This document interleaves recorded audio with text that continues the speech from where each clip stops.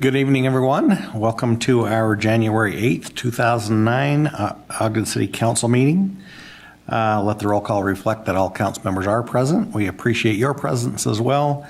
We also have a few members of our Diversity Commission that are with us today. We want to recognize them. Vice Chair Nadolski, would you like to?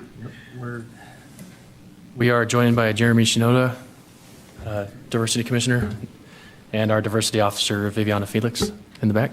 We don't often get to see you guys here, but we're happy to have you. Thanks for coming to help us celebrate tonight's resolution. And while you've got it, why don't you lead us in the pledge? Thank you. If you'll all please rise and join me in the pledge.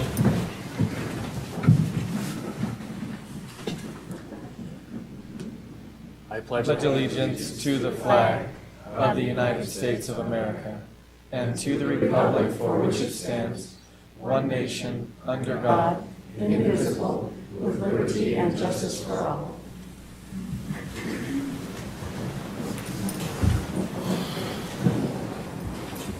Thank you. And if you would please join us for a moment of silence at this time.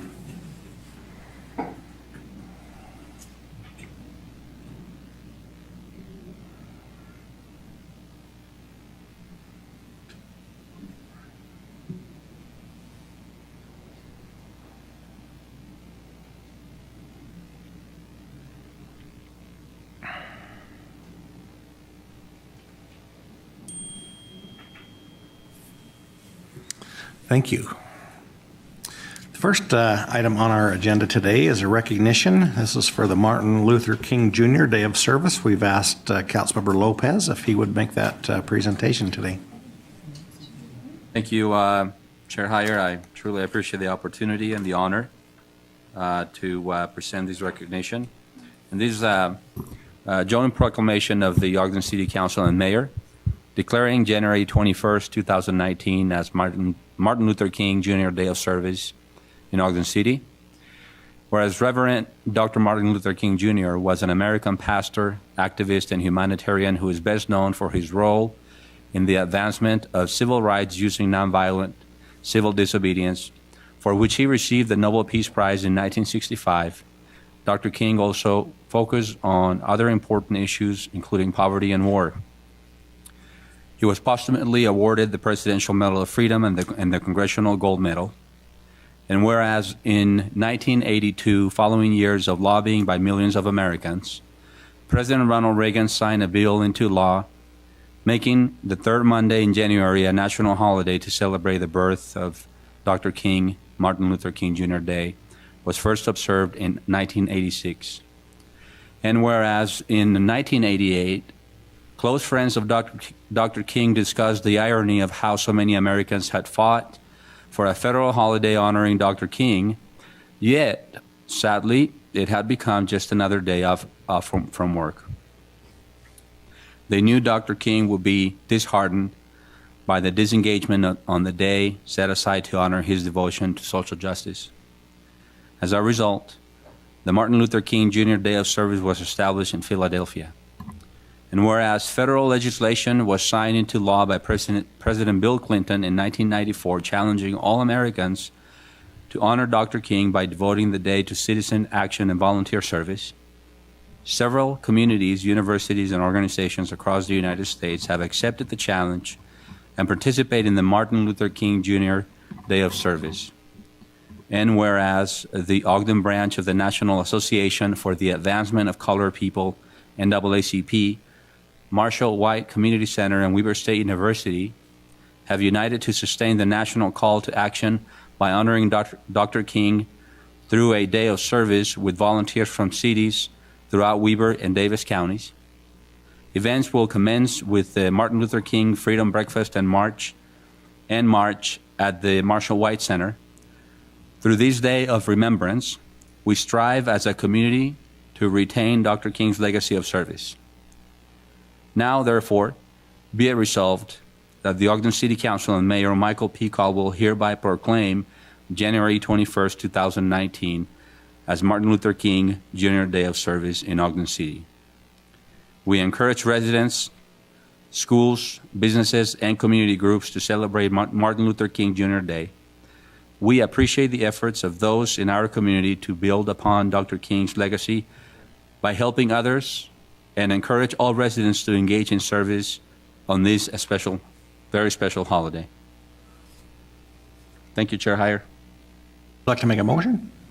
Yes, I make a motion that we adopt this proposed proclamation. Second it. Okay, we have a motion by Councilmember Lopez, seconded by Councilmember Stevens to approve this joint proclamation. This is a voice vote. All in favor? Aye. Are there any opposed? Okay.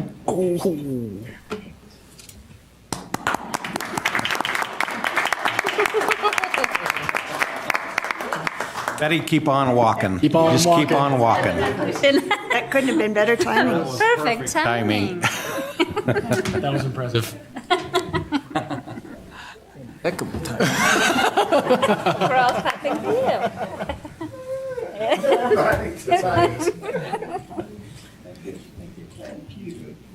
We called. Oh, no.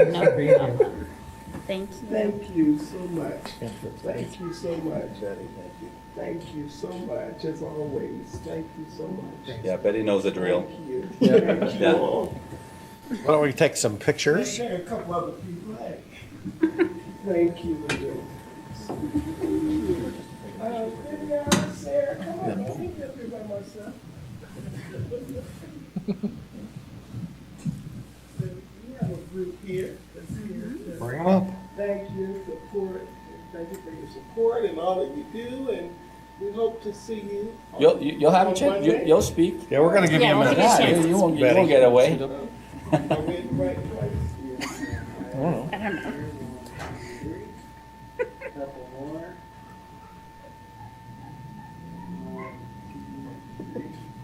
And one more. All right, here we go. All right, perfect. Thank you. Yeah. And another one, and another one. He knows he doesn't have to develop the film. Go by height. My height is going to fluctuate by 4 inches every other picture. Mine stays. Those nights that duty called, I had to run home first and was hoping. It's like, okay, I'm rushing, I won't run any red lights. But on behalf of the Ogden branch of the NAACP, as well as our Ogden Diversity Commission, we're so pleased and honored that you take this time and this opportunity to commemorate the life and legacy of Dr. King in our community. As you know, we have our annual breakfast on the holiday, and we say it's a day on and not a day off. So we look forward to having each and every one of you join us that morning at 8:30 and celebrate, as well as after the breakfast, we do a commemorative march from the Marshall White Center to the Ogden City Amphitheater, where our Weber State students support a program there, a short program since we are outside in the middle of winter, but important tribute as well. This year, instead of our regular service project, we're having what we're calling a sit-in or speak-in. We're inviting people to come back to the Marshall White Center after the march, and we're going to break up in groups kind of by age, so we can have elementary, younger students together, high school students and adults together to talk about the beloved community that Dr. King espoused. What is that beloved community? What does it look like to us? And most importantly, what are we willing to do to help build that kind of community and that kind of legacy, not only in our own families, but in our schools and our community. And if any of you are interested in helping to facilitate any of those conversations, we'd love to have you sign up and do that as well. So again, on behalf of our wonderful team, we're just so thankful for your support and looking forward to being engaged in other ways in our community. Have a wonderful evening. Thanks, Betty. Appreciate you.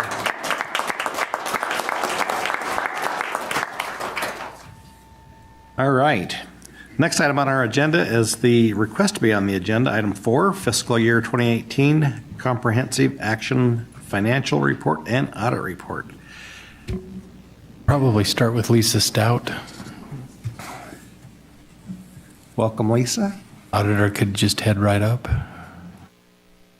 Chair Heyer, Vice Chair Nadolski, council members, and Mayor, I am pleased to provide you with the fiscal year 2018 comprehensive annual financial report. This for your consideration and review. This report is much more than financial statements. It includes management analysis and then some statistical information on demographics and operating indicators for the city. The effort to put this together is huge. It involves every department, division of the city. I'd like to thank all of the city staff who've been involved, especially my office and the hours they put in. I'd like to thank administration and council members for their support, and we appreciate the opportunity to provide this to you. Paul Skeen, the audit partner with Eide Bailey, is here tonight. I'd like to turn the time over to him to report on the results of the audit. Well, I appreciate the opportunity to be here. This is one of my favorite events of the year is when we actually issue the CAFR and we get to breathe easy for a minute, right? It is a great amount of work that goes in, and we appreciate the work that Lisa and her team have put forward in this. You'll be getting an electronic version of the document, and then if you so desire, a printed version as well. And you'll know that every one of those 191 pages has been poured over with great deal of love and effort. So it is a big process, and we appreciate the cooperation there. One of the things that was a little different this year is because of the system conversion and some other things, the city outsourced to us the drafting of that financial report. Typically, the city personnel have done that, and realizing workload and everything else, you might not have seen this until May if you burdened that team with that. So our team has drafted that this year. The financial statements still do remain the responsibility of the city. We just took on the drafting portion of that. Now, our responsibility under the audit standards is to design and plan an audit and execute that audit to address the risks and issue opinions that the financial statements are fairly presented.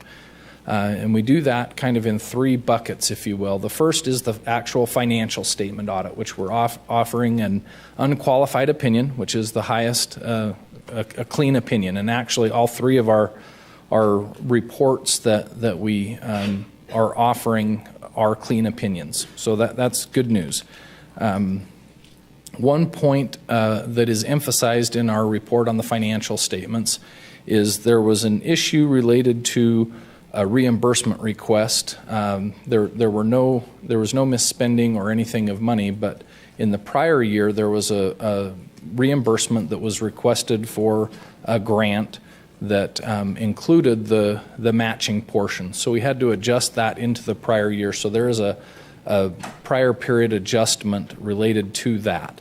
It doesn't affect our opinion in any way because the report that you'll see is clean.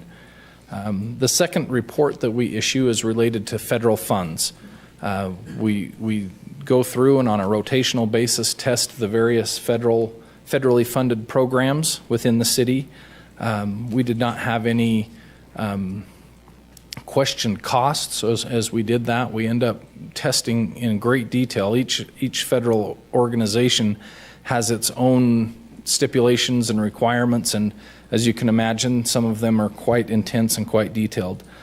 Within that testing, there were several items that we see as opportunities to strengthen internal controls that we'll discuss with management, and we'll probably share a little more detail. We do a working session, which I believe is February 19th, where you get to spend a couple hours with us, and we'll get into some of the details there. Again, no questioned costs, but some opportunities to strengthen internal control.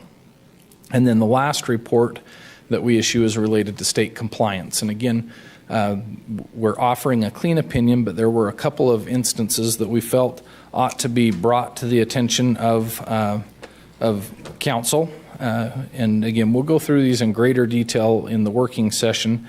But one is the state law for cities allows the general fund balance, and that means unassigned, assigned, or committed fund balance, to be in a range no lower than 5% and no higher than 25% of the current year revenues. Now, the revenues in the general fund dipped a little bit, which took that number down a little bit. So that actually caused that fund balance to be above the 25%. And that's something that in the budgeting process you'll want to make sure and pay attention to where the revenues are and address that. And we can go into some more detail in the working session on some suggestions on ways to handle that.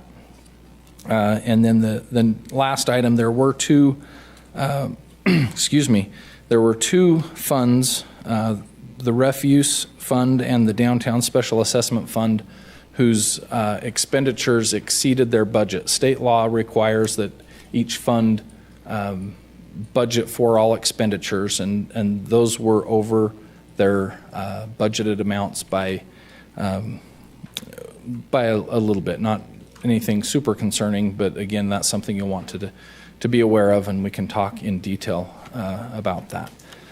So those are the things I wanted to cover tonight. Again, that's a teaser for the in-depth dive that we'll do on February 19th, but I would welcome any questions that any members of the council have at this time. Any questions for Mr. Skeen? The beard looks good on you. I was just going to say, we haven't seen you for a while. Yeah. This was my offering to the snow gods this year, and it's apparently working. So, yeah. That's good. All right, thank you. Okay, this is we need a motion to accept for review for the 2018 CAFR. Chair Heyer, I'll make a motion that we accept for review the FY18 Comprehensive Annual Financial Report and Audit Report. Second. I have a motion by Vice Chair Nadolski, seconded by Councilmember White to accept this, the CAFR for review. This is a voice vote. All in favor? Aye. Are there any opposed? Okay, that passes. We'll look forward to February 19th, where we can be riveted to that discussion. You probably won't sleep, though. Probably not. All right, thank you. Mr. Chair, we ought Yes. to thank Lisa and her department for keeping us straight through that financial. I'm sure that's quite a chore. We do. We very much appreciate Lisa and her staff for all the good work that you do. Thank you. Next item is our approval of minutes. The special meeting of July 10th, 2018. Councilmember Blair. Yes, thank you, Chair Heyer. I have reviewed those and found them to be accurate. And the regular meeting of August 28th, 2018, and strategy session of September 25th, 2018. Councilmember Lopez. Yes, Chair Heyer, reviewed the minutes and found them to be accurate to the best of my recollection. And the work sessions of September 4th, 2018, and October 16th, 2018. Councilmember Stevens. Yes, they're correct. And then the joint work session of August 28th, 2018, and October 4th, 2018. Councilmember White. Yes, they are correct to my recollection. Oh, my gosh. And then finally, the regular meeting of September 4th, 2018, and closed session of September 4th, 2018. Councilmember Choberka. Thank you, Chair. Those minutes are correct to my recollection, and I make a motion that we approve the minutes as listed above. Second. We have a motion by Councilmember Choberka, seconded by Councilmember Lopez to approve the minutes. All in favor? Aye. Are there any opposed? I think the recorders are catching up on those minutes a little bit. We had a lot today, so thank you. Next item is public hearings. First is for a fiscal year 2019 budget amendment. Lisa Stout will be presenting that.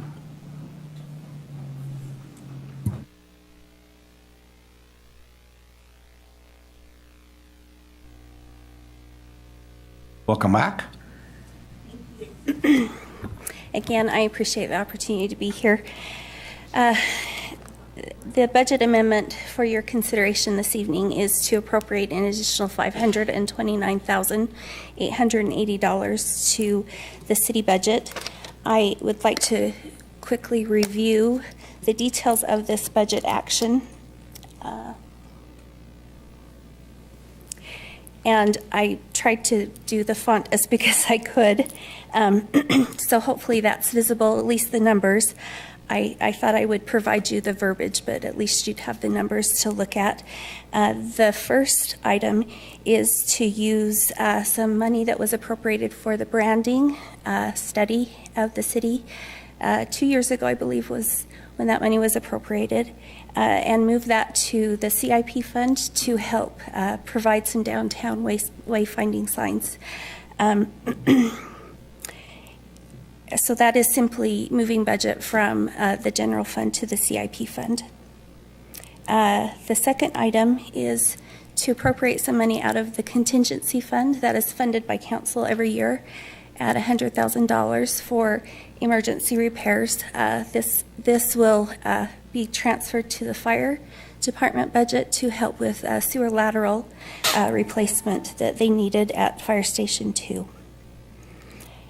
The third item is to recognize an additional revenue from UTA. This is a contract the city has with UTA to provide evidence storage for them for cases they have in the Ogden area.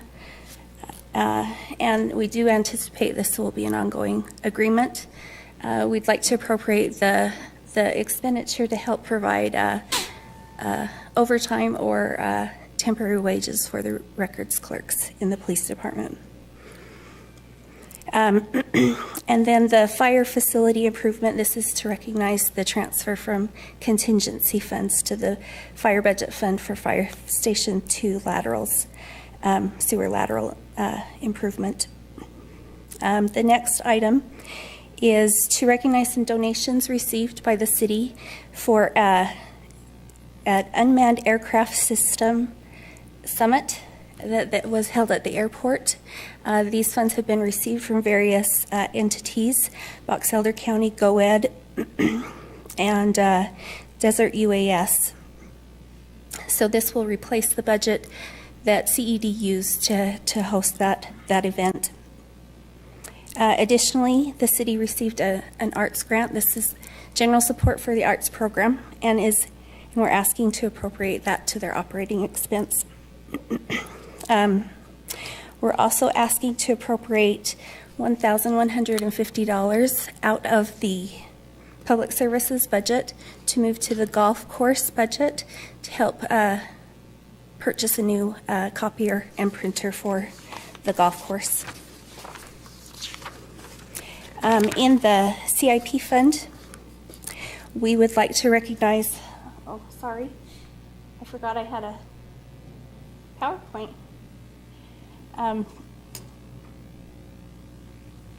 In the CIP fund, we would like to recognize the transfer from the general fund from that branding budget for downtown signage.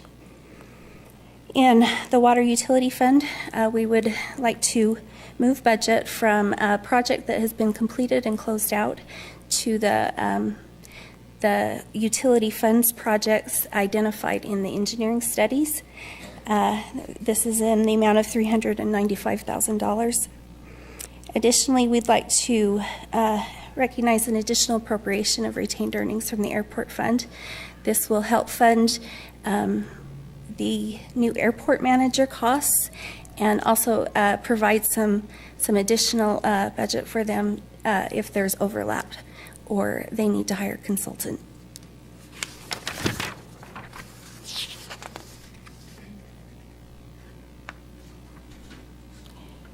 In the golf course fund, we'd like to recognize the transfer from Public Services General Fund to fund the purchase of that copier. In the storm utility fund, we have 2 grants we'd like to recognize. These are both to benefit the river, one in the amount of $365,000 and one in the amount of $6,130.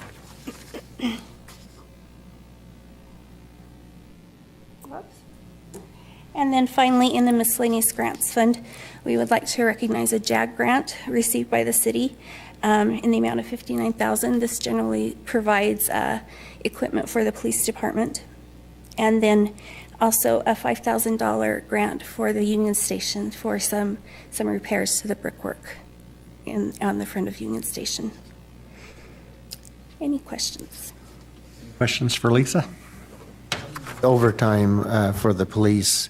You know how many hours that's going to be with the UTA storing their materials? I don't anticipate it being being much overtime for them. This covers, I think it was 25 cases or 50 cases, so it wasn't a lot. I don't believe it's going to be a lot of work for them, but they struggle to keep those overtime hours under budget as is, so this felt like an appropriate use. Other questions? Sure. So Lisa, maybe this is just a technicality, but if we approve or adopt the budget amendment, it'll include the appropriation for the airport manager before we consider. Include the appropriation, but you would still have to act on the ordinance. So it's okay it is okay to adopt to approve a appropriation before we amend the salary schedule, correct? Correct, because unless the salary schedule's amended, there's no authority to move forward. Perfect. Okay, thanks. Another quick question. Yes, go ahead. So there was a $395,000 savings from the track line project? Yes. Is that because we did it faster, better, quicker? If Mr. Anderson was here, he would have a very detailed answer for you. Water line? Well, anytime we estimate a project like that, we're never sure exactly what it's going to cost. So that because of efficiencies and things they were able to do, they were able to save some money doing the project. Putting in-house engineering and those kinds Right, right. Thank you. Okay, thanks, Lisa.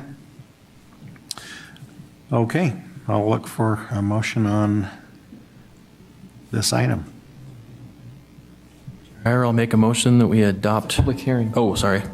Chair Oh, this Heyer. is a public hearing. Thank you, Mark. Thank you. Appreciate Thanks, Mark. that. Is there anyone in the audience that wishes to speak to this item? Okay, I'll look for a motion to close the public hearing on this. Motion to close the public hearing? Second. I have a motion by Vice Chair Nadolski, seconded by Councilmember Blair to close the public hearing. All in favor? Aye. Any opposed? Okay, now I'll look for the motion. Chair Heyer, I'll make a motion that we adopt proposed ordinance 2018-39 as presented. Second. Have a motion by Vice Chair Nadolski, seconded by Councilmember Blair to adopt ordinance 2018-39. This is a roll call vote. Councilmember Blair? Aye. Councilmember Chaburka? Aye. Councilmember Lopez? Aye. Councilmember Stevens? Aye. Councilmember White? Aye. Vice Chair Nadolski? Aye. Chair Heyer? Aye. That passes. Okay, the next item is it's also a public hearing, 6B, fiscal year 2019 salary schedule amendment for the airport manager. Lisa has enjoyed so much presenting, she's volunteered to present this one also. Your money's worth that, Elisa, today. That's for sure. I'm sure Sean Choate is disappointed she couldn't be here, but I am honored to be here to present to you this evening. The ordinance before you is for change in the airport manager's salary range to be increased to $84,000, $84,024, up to $114,816, and to be designated in its own range called an AM69. The Ogden City previously posted a job opening for an airport manager at its current range, which is a DIV or Division Manager 62, which had a salary range of $70,686 to $96,591. The city received 39 applicants. However, none of the applicants possess the skills or experience required. Because of the unique nature and specific skills and experience required by an airport manager, the city hired ADK Consulting, a search firm, to recruit and find an airport manager for the city. ADK recommended a range of $90,000 to $115,000 for an airport manager at Ogden City, commensurate with the skills and experience. The fiscal impact is anticipated to be $18,225, which also was reflected in the budget opening. Any more questions for Lisa? That was pretty straightforward. Thank you. In her comments, she gave 114,816. In our notes, it's 114,817. So I know. Do we need to take a collection? I misspoke. It is 114,816. Thank you. At 16? 816? Yes. Not 817. That's the top end of the range. Not 817. For those that Give or take a dollar for every dollar. Thank you. And Chair Heyer, just as a comment, it's within range of many other comparable cities throughout Utah and throughout the country. So I just didn't want it to seem like we're increasing just because of that. I appreciate that. I think that's good to note. This has, it's taken 8 months to get a qualified candidate to answer this job offer, and it's partly because, or mostly because of the salary range that was being offered it to begin with. We just weren't able to recruit anybody that had the skill set to run our airport. So thanks to those who were involved in that, and ADK, whatever it is. But anyway, so this is also a public hearing. Is there anyone in the audience that wishes to speak to the salary range for the airport manager? Okay. Seeing no movement, I'll make a motion that we close the public hearing. Second. We have a motion by Councilmember Blair, seconded by Councilmember White to close the public hearing. All in favor? Aye. Any opposed? Okay. Look for a motion on this one. With that, I will go ahead and make a motion that we adopt proposed ordinance 2018-38. I'll second. Have a motion by Councilmember Blair, seconded by Councilmember Choberka to adopt ordinance 2018-38. This is a roll call vote. Councilmember Choberka? Aye. Councilmember Lopez? Aye. Councilmember Stevens? Councilmember White? Aye. Councilmember Blair? Aye. Vice Chair Nadolski? Aye. Chair Heyer? Aye. That passes, and that is good because we have a candidate that's willing to start as soon as we can pay him. That was one of his conditions. Yeah, he's going to need Good to know. Do you have a starting date for him yet? I think it's the 24th of January. Great. We'll look forward to Doing that. that off the top of my head. Okay, thank you. Okay, next item is the reports from Planning Commission. The first item is a proposed rezone at 3720 Quincy Avenue. Mr. Montgomery will be presenting because he doesn't want Lisa to have all the time. Welcome, Mr. Montgomery.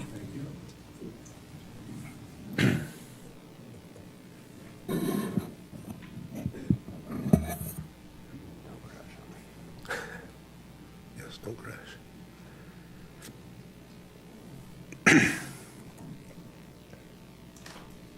There we go. Okay. As you mentioned, this is a petition, excuse me, to rezone property at 3720 Quincy Avenue. Mr. Tom Hart of here had filed the petition, and the request is to rezone a piece of property which they owned that was to the south of their office building. Several years ago, they had actually come in and asked that property be rezoned to commercial in order to expand their office. As they've looked at things nowadays, they feel they don't need to expand the office, that some other restructuring can take place, and they'd like to return the home back to a commercial zone so it would no longer be non-conforming. Single-family homes are not permitted in the commercial zone, and so the request is to rezone it from CP1 to R16. As the Planning Commission reviewed this, they looked at a couple items. First of all, consistency with the community plan. This is in the southeast Ogden area, and when the plan was approved and this rezoning took place in 2002, the Commission made an interpretation that because this was contained within the ownership of Kier and would be an extension, that it would be appropriate to look at rezoning. As we've looked at the land use policies now, it also is consistent with the policies to rezone it back to R1, in that it reflects the prevailing character of the property being single family. It stays within the property lines, and it keeps the zoning the same on both sides of the street, which is a local street. So the Planning Commission's recommendation to you is to rezone the property from CP1 to R16. Any questions for Mr. Montgomery? Thank you. Okay, we'd like to receive public input about this petition. Is there anyone in the audience that wishes to speak to this rezone? Okay, seeing no movement, we can move towards a motion. Anyone ready for their motion? Chair Heyer, I make a motion that we adopt proposed resolution or proposed ordinance 2019-1. Second. Okay, we have a motion by Councilmember Lopez, second by Councilmember Blair to adopt ordinance 2019-1, the first of the year. And this is a roll call vote. Councilmember Lopez. Councilmember Stevens. Aye. Councilmember White. Aye. Councilmember Blair. Aye. Councilmember Traburka. Aye. Vice Chair Nadolski. Aye. Chair Heyer. Aye. That passes. Okay, the next one is the proposed rezone at 100 West 2nd Street. Guess we got Mr. Montgomery again. Again, yes.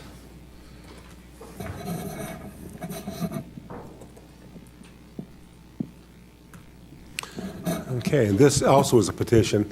This petition has taken a little bit longer. It first was heard by the Planning Commission in 2016. At that point, the Commission looked at the proposal and felt it was not appropriate to move forward and table action until different designs could be presented. Those designs took place in July of this year, and so the Commission looked at the proposal. This is to take a property at the corner of 2nd and Wall on the northwest side and look at rezoning it from R16 to R3. Over time, the property had been rezoned from R2, which it was when the community plan was done. In 2001, we did a massive downzoning of R2 properties to R1. So even though the plan had talked about this being R2 property as what the existing zone was, it was actually rezoned to R16 back then. It's been R16 ever since. Chair Heyer, excuse me. Yes. If you don't mind, just for people in the audience that may not know the R zones, Okay. if you wouldn't mind just saying what those are. Thank you. R2 means it's a single family or duplexes could be built on a lot. R16 means a single family homes with a minimum of 6,000 square foot lot size. So that's the distinction between the two. Thank you.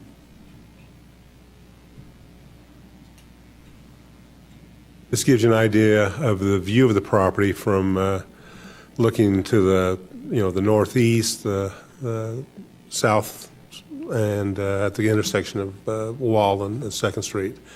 As I mentioned, this has been a vacant property for decades, and has been undeveloped. And there's been many attempts to rezone the property, and we'll talk about that in a minute. But this proposal is taking a look at that property, which is 3.1 acres. And as you can see, the depth of it is 206 feet along 2nd Street, 128 to the north end. And it's 784 feet long, which is longer than a city block. So you've got a lot of frontage on Wall Avenue and varying depths.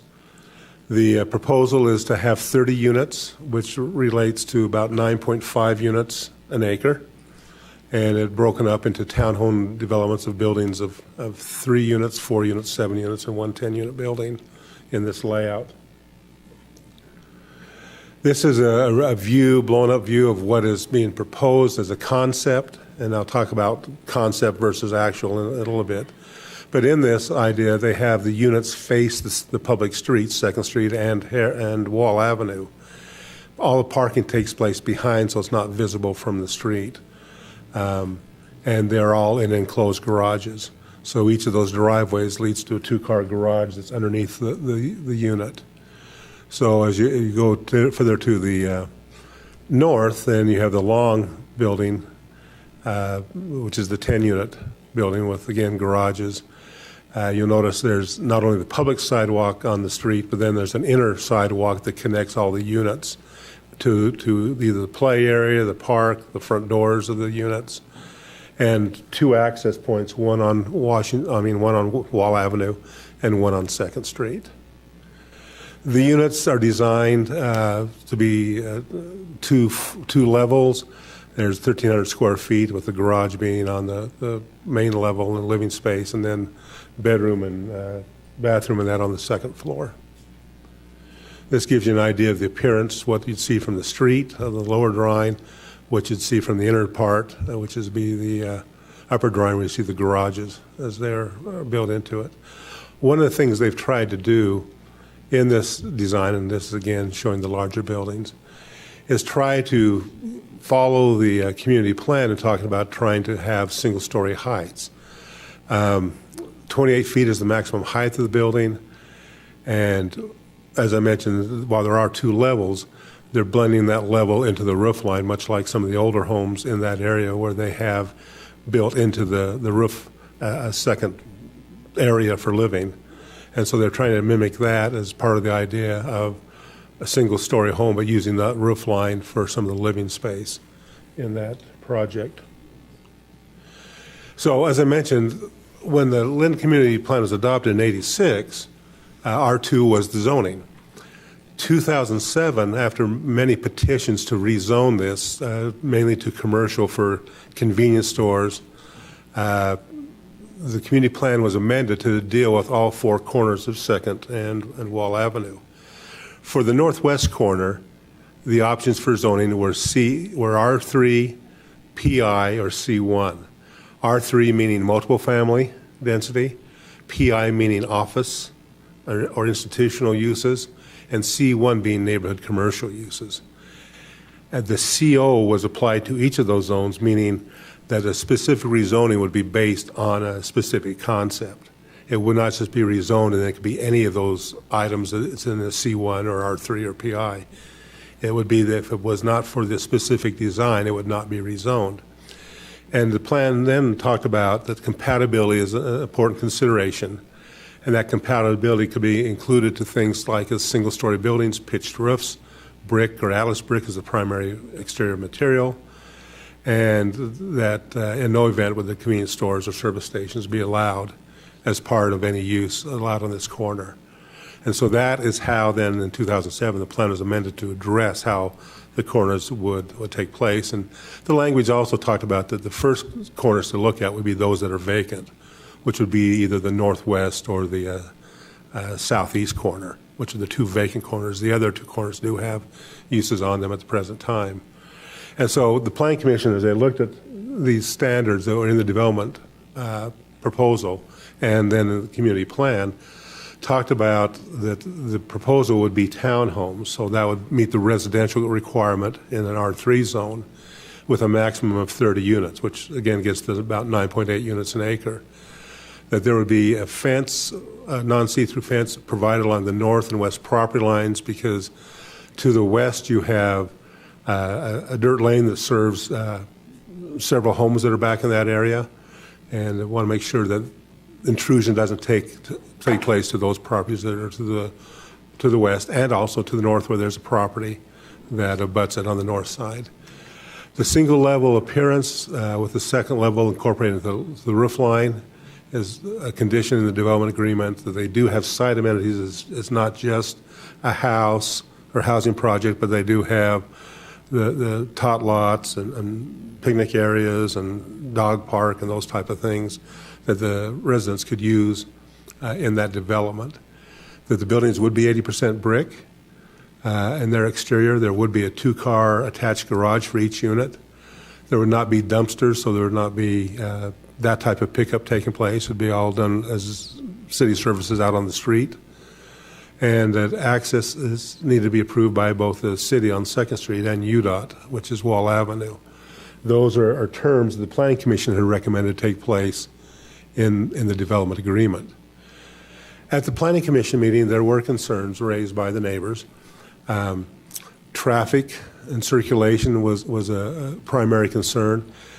2nd Street has been a street with a varied history. When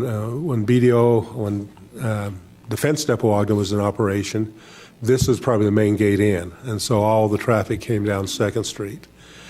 After the conversion to Business Depot Ogden, one of the things to take that 100-foot wide right-of-way and try to at least make it feel more compatible to the residential, which is to the the eastern part of West 2nd Street, islands were placed in, landscaped islands to slow traffic down and, again, to create a beautification effort. But the purpose was basically to try to slow traffic so that 100-foot right-of-way doesn't look like a 100-foot right-of-way. Concern was that these units would be rental. Of course, any residential, these are proposed to be townhomes, whether it be a single-family home or a townhome. We don't have the ability to control how the owner chooses to use that individual house, whether they rent the house out or whether they own or occupy it. From our understanding, the intent is that these townhomes be sold as individual townhomes, not one complex, not as an apartment complex. Other concerns were the irrigation ditches that run through the property, and because people do have water that needs to be given access to during the summer months that are to the west of these properties. And another concern was guest parking. In the design, the garages do not have enough depth from them to the private street or this public street, whichever it may end up being, to actually park in the driveway.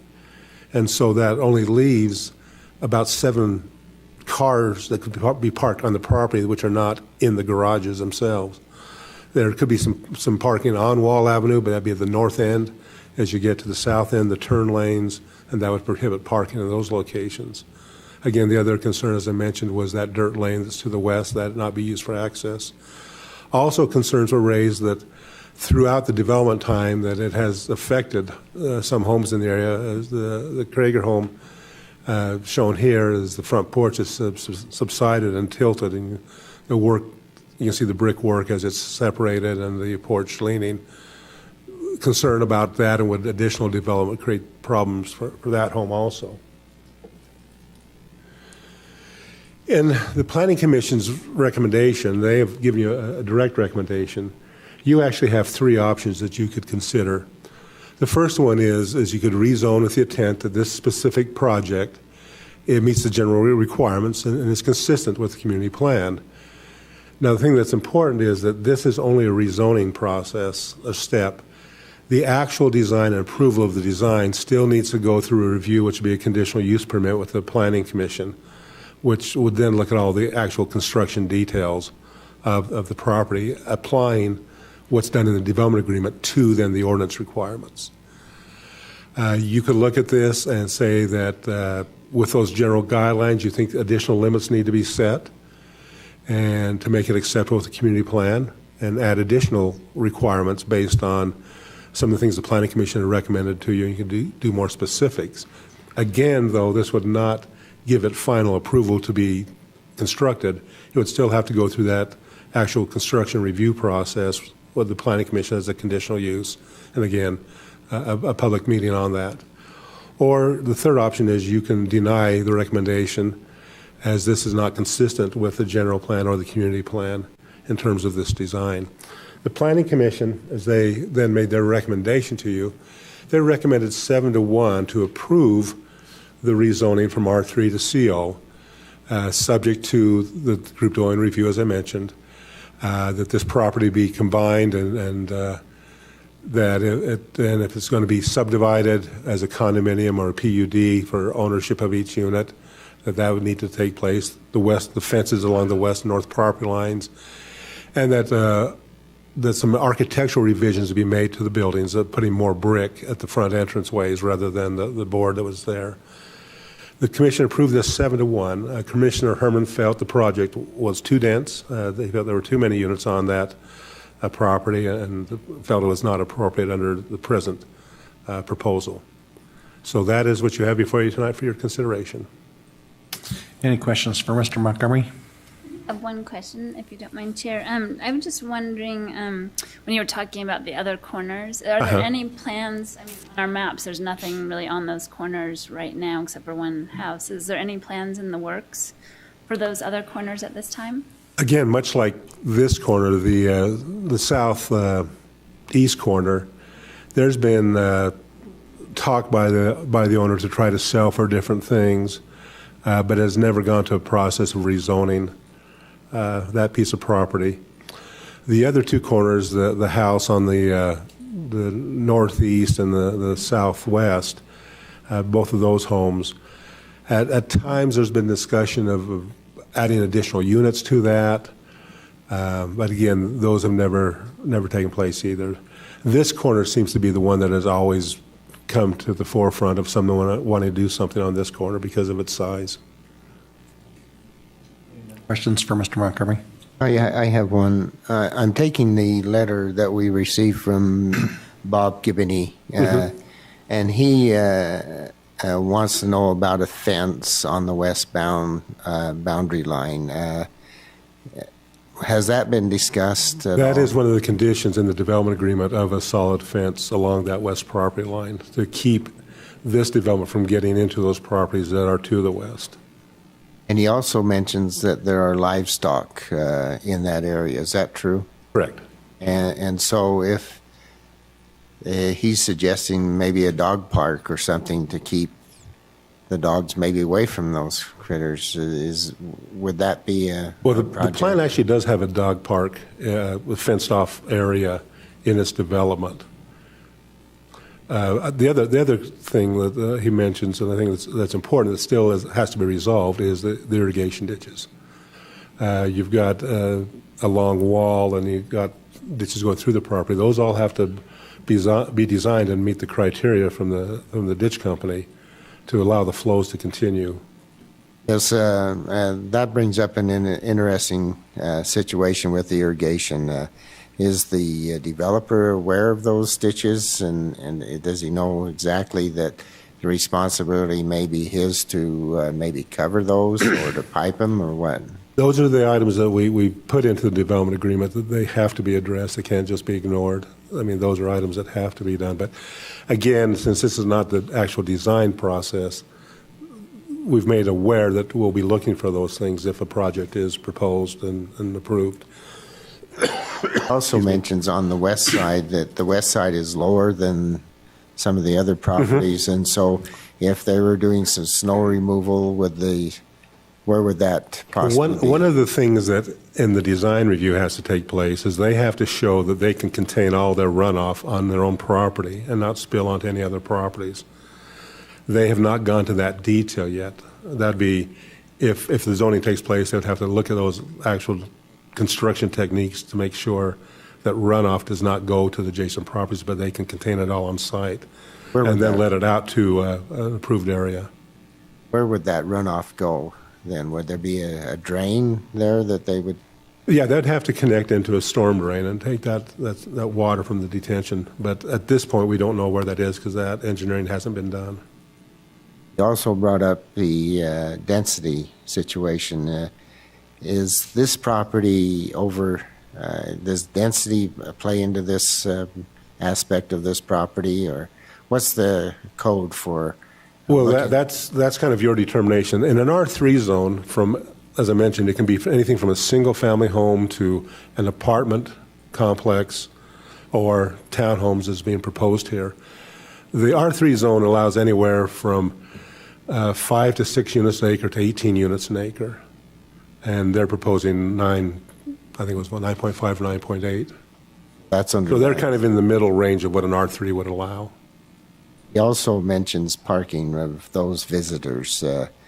That would have to also be worked out in the plan then. And the ordinance really doesn't address visitor parking, so that's an issue of what is the comfort level, given this corner and kind of the restrictions, especially that take place on 2nd Street. And as a turn lane happens on Wall, there's a limited number there. That, as I mentioned, they could get maybe at most 7 guest parking spaces inside the development itself.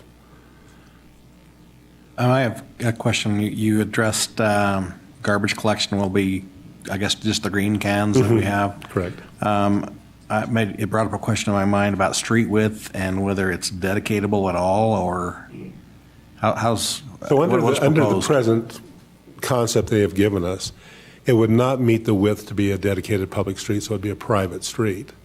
So any pickup of services would have to be out along Wall and 2nd Street, a pickup of garbage, because it doesn't have the width of a public street, and we won't take a our garbage trucks down a private street. So these units would all have to pull their Cans out. to wall. Correct. Okay. That's good to know. Maybe it's well if we take the public input now. I'm sure we'll have you back to ask some more questions of you. Mr. Chair, there is a petitioner if you'd like to. Pardon me? There is a petitioner if you'd like to have him address. Oh, that's right. Let's go ahead and hear from the petitioner. Mr. Orozco? That's correct. Eduardo Hernández Orozco. Well, I'm here to answer most of the questions that you have because right now we are only in the rezone stage.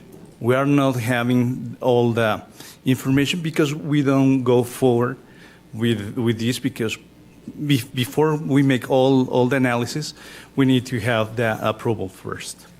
But let me see where I'm going to start. For the quantity of the units, right now we have 23 units to build in this size of this lot. With this change of rezoning, I only asking for 7 more units. With all the calculations that the code allows we make, I can have up to 44 units. I only ask 30. So we are under the total amount of the units that we can have by the code. That's probably better to give to Brandon, and it'll go on the record that way. So, right now we are we would like to have 30 units. The other thing that I heard, it's the traffic, that we're going to have several impact in this area. We made impact traffic, and they came with the conclusion that there's not impact in this area. Yeah, I have the conclusion. You want to see it? I think we've got that in our packet. Okay. I believe, but no, you can hang on to that. Yeah. Well, I have the whole package here. Before we submit question on that study. Who made that study? This one is a company. No, the parking. The traffic. The traffic Yes, study. is First and Pierce. They are traffic company. We do. They Yeah, put a lot of they things submit together for us. this kind of. Yeah, we are not. We didn't make it on house. What else? So, based on their information, we are good. And also, I went to UDOT, and they approve also the access from Wall Avenue. That's why we sent to make the impact traffic.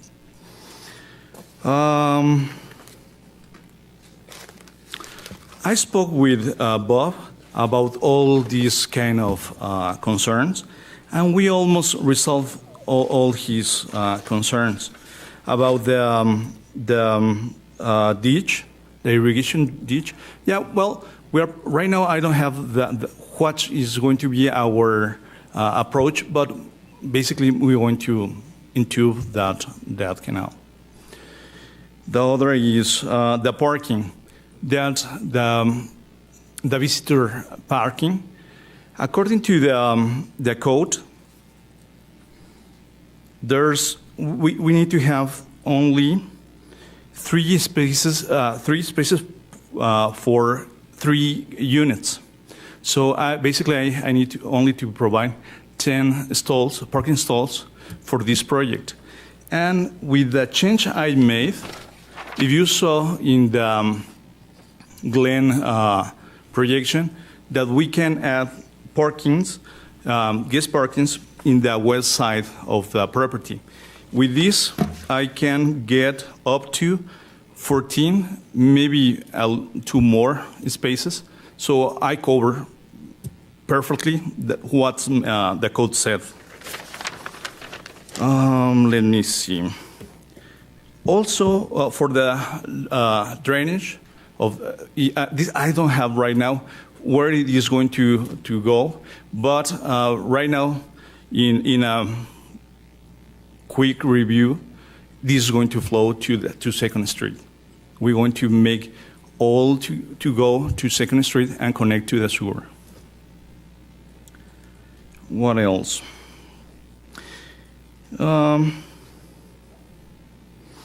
And we are planning to have a fence on the west and north side. Also is in the plan.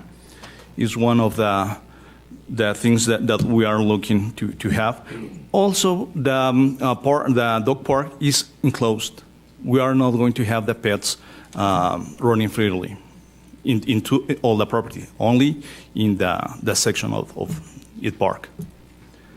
Do you have any questions for me? Questions for the petitioner?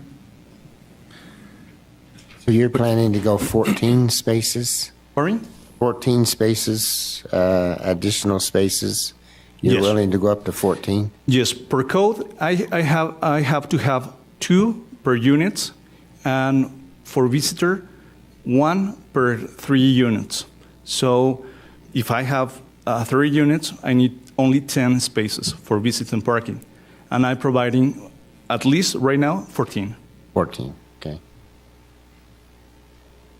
Okay, thank you. I'd like to accept public input on this. If you'd like to speak to this petition, if you'd please come to the microphone, give us your name for the record, and limit your comments to 3 minutes, please.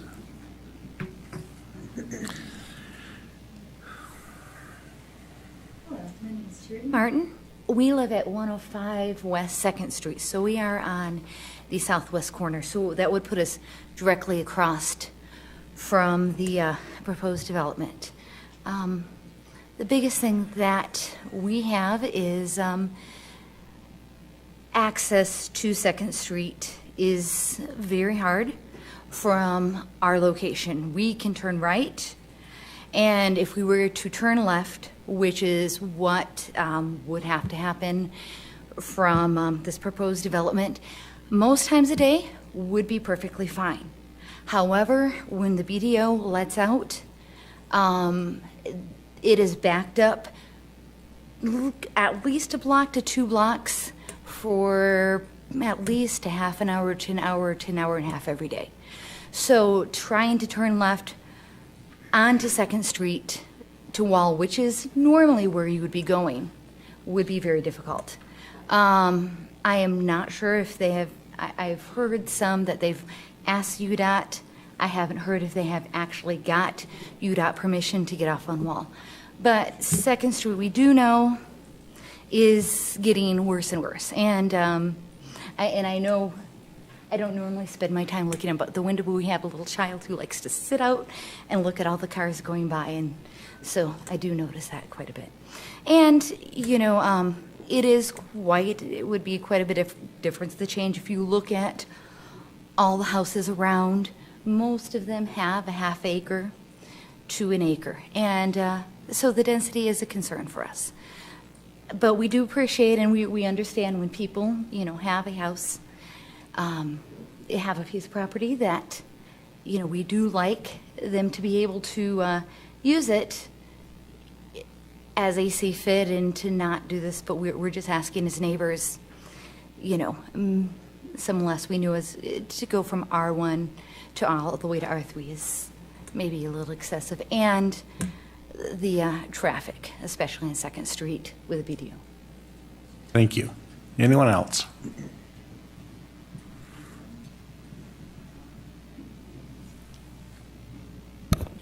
Council.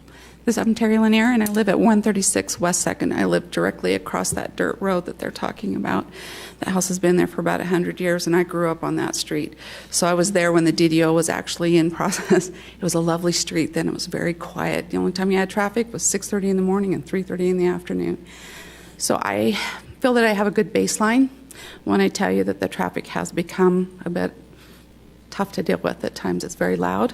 We've got diesel trucks coming through there, and she's correct when she says at the time when business is starting, we've got a lot of traffic in the early morning, and when it lets out in the 5 o'clock, between 3:30 and 5 o'clock, we do often have a lot of line backup.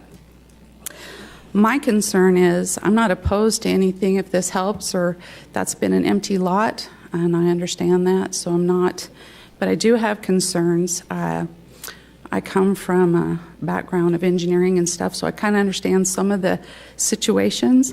And my concern is, one, is we talk about bringing out the garbage cans and stuff and lining them up along there. That's a lot. You're looking at 30. I'm concerned with 2-car garages. That's 60 cars if everybody has a car in there. Then the visiting parking. So people have a tendency, if they can't park inside the complex, they're going to park outside the complex, and they'll probably park alongside those roads. Just could we do something to make sure they can't park there all night long? That creates the issue for me. A lot of it is noise. There's a lot of noise right now. We've talked about this before. So, and then my last thing is if we rezone this, then what's the guarantee to the neighbors that if the planning doesn't quite work out the way they hope it will, that complies with all the things and keeps the neighbors happy, what's our guarantee, what's our recourse so that we can ensure that those concerns are met, especially if they're impacting homes and health and just lifestyle in general. That's all I have to say. Thanks. Thank you. Anyone else?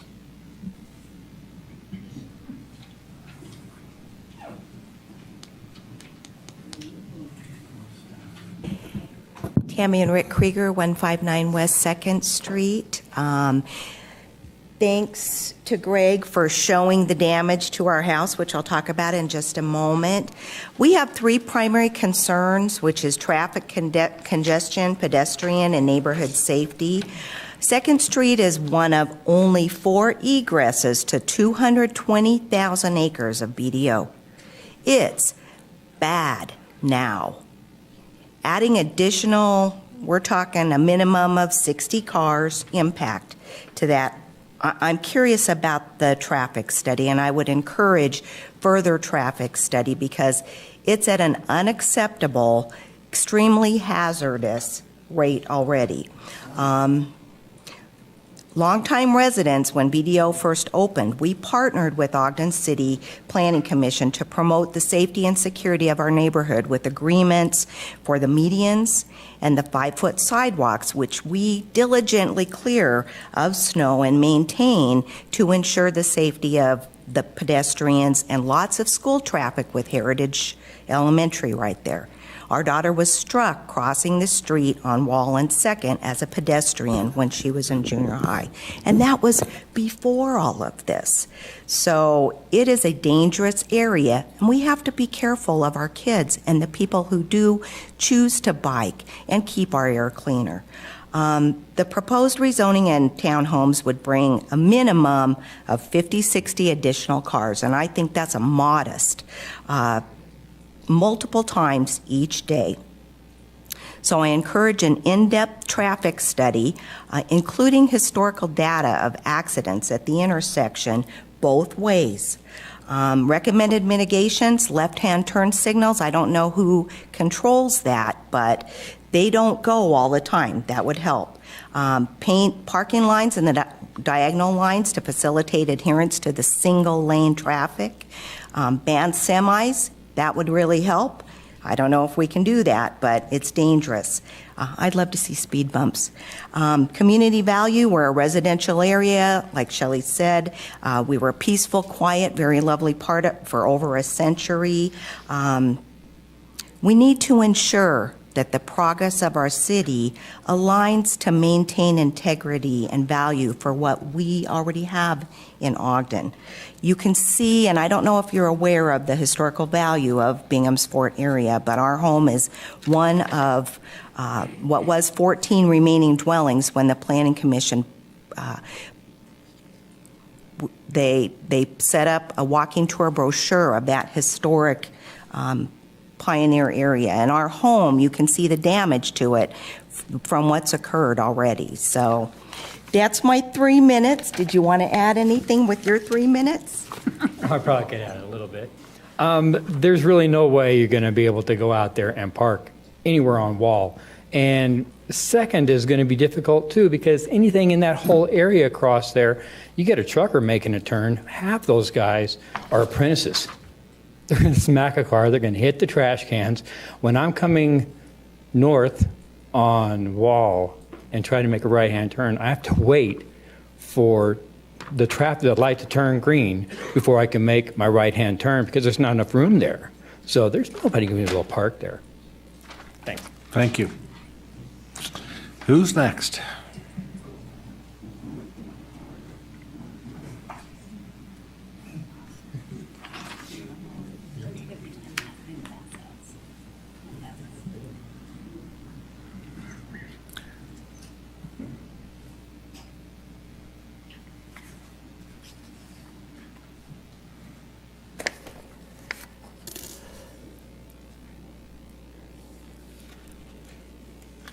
You can go ahead and start. Okay. My name is Anna Keogh, and I live at 301 West 2nd Street. And I'd just like to, he's passing out information to give you a quick historic sketch of 2nd Street, and then I'd like to show how that has impacted the development along West 2nd Street. The packet that has this map by Sagebrush Engineering, that's the main map I'm going to be using and talk about real quickly. 2nd Street is the only area left in Ogden that has 11 houses built by pioneers, 3 granaries built by pioneers, 1 Pioneer Bishop Storehouse, 1 40-acre Pioneer Farm, 3 Pioneer Lanes, and Bingham Ditch, which is now called the Lynn Ditch. And on the site of these 3 acres that we're talking about, it was the site of the Bingham Fort Molasses Mill. And so whatever is constructed on this site, we would like to ask that it would commemorate the molasses mill and the mill stream that ran through this property. Perhaps it could have names like Molasses Mill Lane and Mill Stream Subdivision or something like that. And then in second page of the handout, I have a Xerox of the map on here, but the second handout has a large copy of that map that you can be looking at. Anyway, on this handout, the little tiny dots, that shows where the log cabins were located in Bingham's Fort, and then the current houses are laid over that development. And you can see the dirt road that we're talking about is called Anderson's Lane. It's on the west side of this property. Anderson's Lane was an entrance to the fort in 1853. It was that lane existed with the fort. It's of significance. In 1998, the Landmarks Commission published this brochure about the historic area. And then in 2002 and 2004, we had 2 new subdivisions on West 2nd Street, and they all named 14 streets with pioneer names. You can read those suggested names. I'm trying to go quickly to get through this. The packet's here. In 2004, Daughters of Utah Pioneers and Marriott Heritage Foundation put this monument up, and the Bingham Stone Farm was put on the National Register of Historic Places and placed in a conservation easement with the state of Utah. I guess you can read the rest, but I would like to say in 2008, if you're on page 3, I met with the Planning Commission and we considered creating a small historic district on 2nd Street in a significant area, which was deemed to be Anderson's Lane and the surrounding 6 Pioneer houses. So this is immediately west of this property. And this potential historic district, in order to create this historic district, 6 homeowners had to sign. Sorry, your time has expired. Okay. I've got to say, though, personally, I really appreciate your historic knowledge. I remember you from the Planning Commission 100 years ago, that when I was on there. Okay. Not that you're that old, but I am. Okay. But well, anyway, thank you for the your district comments. was not created at that time, but it still has potential to be created, and it would stand immediately to the west. And you can read the rest of the information. It's all there. But in conclusion, I just say, I ask you not to rezone it and for a less dense, something much less dense that would not impact the traffic, which, as everybody said, is horrendous. And I have a petition with 18, You'd give that, well, where did it go? 18 names on it that are opposing the rezone. Eric, can you pick that up from her? Thank you, Ms. Skio. Who's next?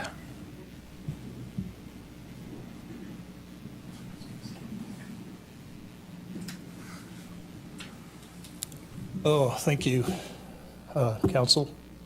My name is Monty Lott. I reside at 134 2nd Street. I've been there for the last 15 years with my wife. And I guess my concern is with traffic primarily. There's mornings when, I'm the third house east of Wall Avenue on the north side of 2nd Street. And there's times when I go to leave for work that I will sit and I can see the light at 2nd and Wall, and I'll sit there for 3 or 4 light cycles if I'm a little late some mornings before I can back out of my driveway onto 2nd and go to work. This is probably a minor inconvenience. Sometimes it does try your patience a little bit because I look to the east and it looks like the traffic goes all the way to 5 Points. So there's already a heavy load there. I think that years ago, none of this was anticipated when DDO was DDO. When it became BDO, I think that changed things. Every time they put up a big slab building, it means more traffic onto 2nd Street. I routinely have people use what should be parking in front of my house as the turn lane. I'm east of the turn lane, but they will use the front they'll cross the gore and head into the turn lane. I've actually seen people, I've parked my truck just to run into the house for a minute, curbside in front of my house, and I've had people pull up behind me thinking I was headed for the turn lane. And then I get out of my truck and they realize their error and move on. But anyway, I've called in numerous accidents that I've heard primarily that occurred at 2nd and Wall to the police department. I've witnessed a head-on right in front of me as I was waiting to make a left turn off a Wall onto 2nd Street. I've seen 10-wheeler knock a pickup right out of the intersection. My understanding a few years ago that 2nd Wall was the 9th worst intersection in Ogden for accidents. I think if you try and put a development of this size that close to the intersection, you're going to see a definite increase in accidents. And that's just the concerns I have. I mean, we all need a place to live, right? But I look west of us, and there's a lot of country out there. Maybe it's not available. Thank you. Thank you, Mr. Lott. Who's next?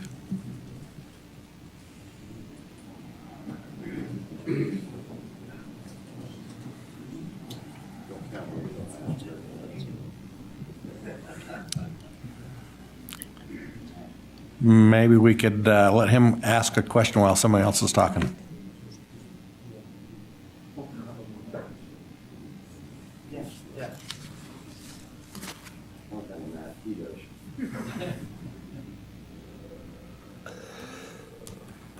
That one. Back it up. Back it up. Back it up to the street showing. There you go. Okay. Okay.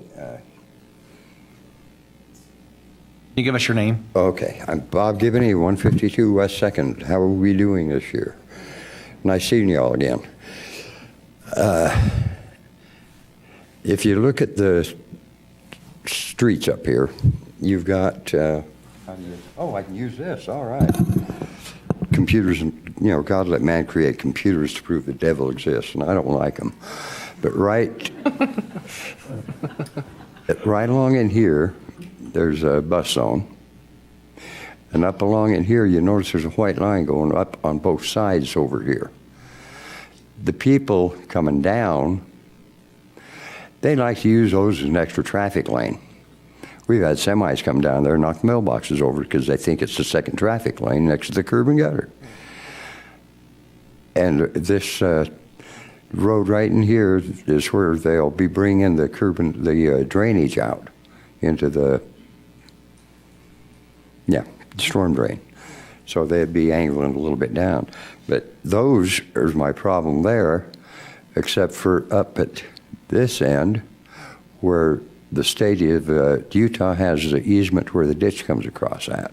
And then it goes over and then up and then down this way. Twice I was told I was going to get some papers showing what their idea was. I ain't got them. And that was since July. We met in July down there, and they said, we'll get them to you. So, but anyway, I'm for something down in here. Like I said, this spring, you guys used 6 of the city dump trucks up there to haul the garbage out of there that the bums were living in. And that's not cost-effective to anybody anywhere. Not just our area, but you know what I mean. So I like the idea of something to be done, and I love the historical value, but somebody offers $1 million, everybody down the street's gone. So, but it's a good idea to get something done in there from the time that 76, 77, when Larry Whittle started this project up till the present. It's taken this long to get something set. And I'd appreciate it if you look at it under the number 1 rule he showed to make it fit to conform and everything. The CPO stuff. I can't remember all of it. But I appreciate it, people. Nice seeing we're all alive and healthy. So you guys take care. Thanks, Mr. Gibney. Same to you. Likes description of computers. Hi, my name is Shelley Hart. I own the property adjacent to this at 140 West 2nd. And I agree with pretty much everything that's been said, especially what Bob just said. That lot's been empty for years. I recall when it was a farm. My folks bought their house down there in 1938. So I grew up there, and our family does, and I still own it, and I still have family living in the home. And all the concerns that have been brought up are extremely valid. We put our garbage can, or my niece does, out on 2nd Street, and it's been knocked over a number of times. And as I say, I remember DDO and now BDO. And I agree something needs to be done with that corner. It's an eyesore. It's just been recently when they've cleaned it up and taken the brush and the trees out. And there have been people living there, and it's sad. Something needs to be done. I just think this is a bit much, because if people start renting it and cars are coming and going, there is no place to park. And the wall would be right on the west side, right next to our pasture. I just think it needs to be considered on a smaller level. And the historical value is the pioneers did build our home. Adobe brick, we've had to fix it several times, so I think it needs to be considered at a little bit longer and a smaller scale. Thank you. Thank you. Anyone else?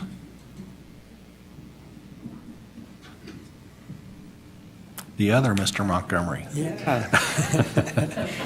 Yeah, my name is Dave Montgomery, and I live at 317 West 2nd Street. Lived there most of my life. My relatives came in 1854 to live in that area, and it's been a farm. There used to be 5 farms along that road. Now they're down to 1. And I really agree with most of the things that have been said so far. I know that corner needs to be something on there, but I do think it's too dense. I think the current zoning of just homes would be the best way to take care of that and alleviate a lot of the problems. Parking on Wall Avenue would be a disaster. Parking on 2nd Street would be a disaster. The speed limit is 35 miles an hour, but it's generally 55 when everybody gets out the BDO and coming out of the Fort Bingham subdivision and the Lynn School Lane subdivision. Most of the area except for the 200 feet of this proposed area from Wall Avenue to the railroad tracks, is single-family homes. And there's only 2 exits on 2nd Street from those, I don't know what it is, 400 or 500 homes that are built down in those subdivisions. Then there's one on Wall Avenue through North Street. Anyway, it's a disaster. It's the way things are working right now.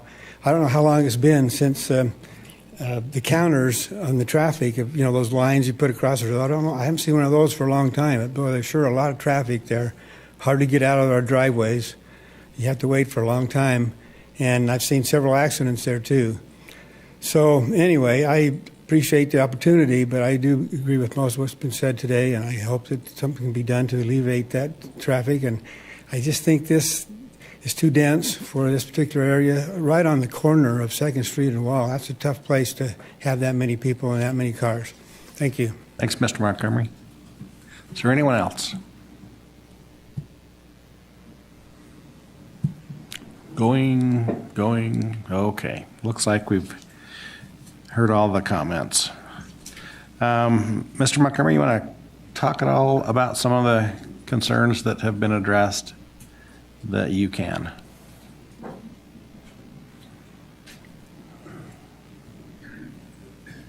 First of all, you can tell Dave is a Montgomery because of the distinguished hairline. And,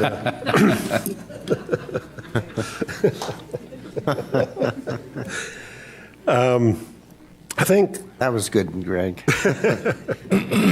I think a couple things in addressing this, and I think these are the value judgments that need to be made. This is definitely a difficult corner, and no matter what takes place in this corner, whether it be commercial or offices, the residential generally will have less traffic than those other options that the community plan shows. The question will be is what density you feel is most appropriate for that to happen.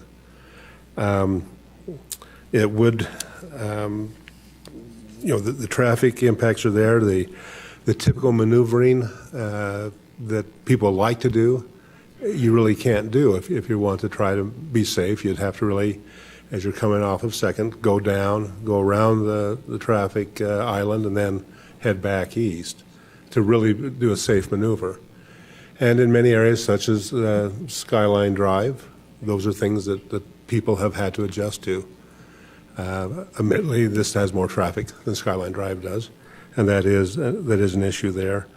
And I think in trying to determine what is the most appropriate course of action, I think you've got to balance what you're hearing from the neighbors tonight, and also what do you see as the real potential of development that will happen here at some point in the future. That's why the conditional overlay is part of this process, is to say, if it were not for this specific design, we would not be looking at rezoning the property. And that's always what that conditional overlay is about. As far as the planning, we feel that the townhome idea as a transition from Wall Avenue to the single families that are to the west is an appropriate land use type. The question is, what is the appropriate density? Can you make the things work? For example, if this were actually a public street in the property, so there's no garbage cans out on 2nd or Wall, that would solve some of the concerns. But the question would be, can they really make a public street work? Under their present design, it didn't appear they had enough width to do that. But if that is an issue that's important, of letting those things take place on a public street inside the development, then that's one of those items of looking at maybe decreasing the density so a public street could actually take place there. Or look at some other alternatives of what may allow garbage pickup and those type of things to take place inside the development rather than out on the street. Can I ask a question right at this point? You've seen a lot of conceptual plans in your years. Is there something that you could see that would work, making it a dedicatable street so that garbage collection could happen within the development and still make this thing work in that width? Is that possible? The one difficult piece is that north end where it's a smaller depth than on 2nd Street. And so that kind of creates a problem of that section of having, maybe it is the driveways are 18 feet wide rather than 4 or 5 feet, so parking can happen there and you don't have to do it on the street. Maybe there's some things under the group dwelling or the PRUD ordinance that would say, okay, maybe we revise some design standards of the street. But those are concepts. Those Right. I don't know how it really work, but those are some ideas that may be explored. Okay. Here, can I ask Greg, why don't you go through the process? Because when I listen to the petitioner, it seems to me like there hasn't been a plan formulated. We have one in front of us, but we're not sure if that's going to be the plan that would be carried forth in that, because he says, well, we can add 14 more spaces, and we look at that.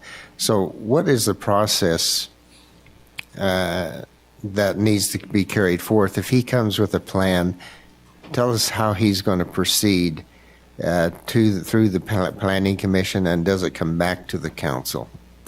So I think the comment is twofold. First of all, in the rezoning as a conditional overlay, he's saying, here is what I want to build in this area. That's part of what that conditional overlay is about, is does this project seem appropriate for this location to rezone it to R3? His comment about the unanswered questions are basically, I'm not going to go to all the construction costs and all the details to get a building that's going to be completely built, not knowing that I can get the rezoning to even do it. So that's why he says, I don't know those answers yet, because he's got the concept put down of this is what I want to do, but I'm not going to really spend the additional money to engineer it all if I don't get it rezoned. So that's why there's those questions that he is not.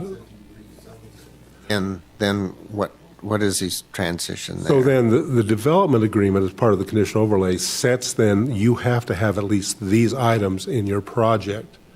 And it's going to be limited to this, limited to 30 units or limited to whatever you may feel appropriate. It's going to have the solid wall along the west and north property lines. It's going to be mainly brick buildings. Those things which the zoning doesn't say you have to do, but the development agreement, which you're establishing, says you will do that for this project. Some of the other details, like I said, the road width and those type of things, are things that are worked out later, how the storm drain works or how are they handling the irrigation, other than just saying these things have to be addressed when you get into that detail. But those really won't be addressed until they know whether or not they can do the development at all by the zone.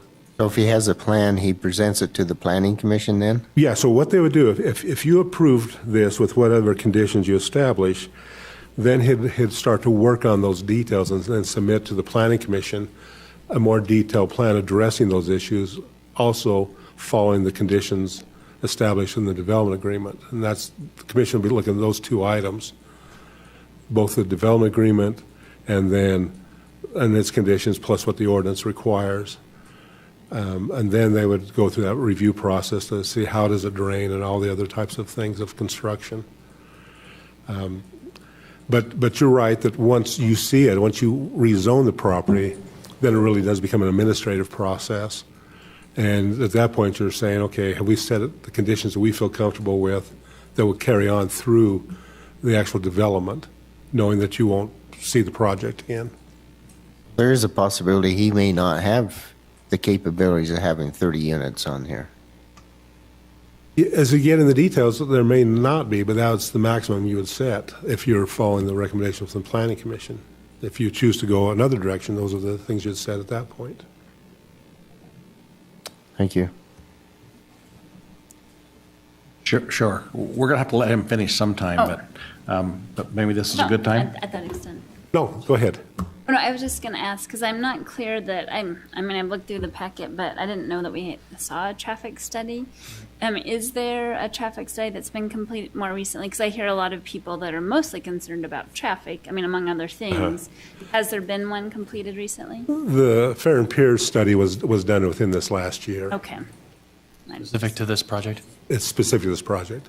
Have you seen it? We haven't seen it. I haven't read it, no. Okay. So those are things we'd have to, they actually gave it to UDOT in order to get the driveway on Wall Avenue.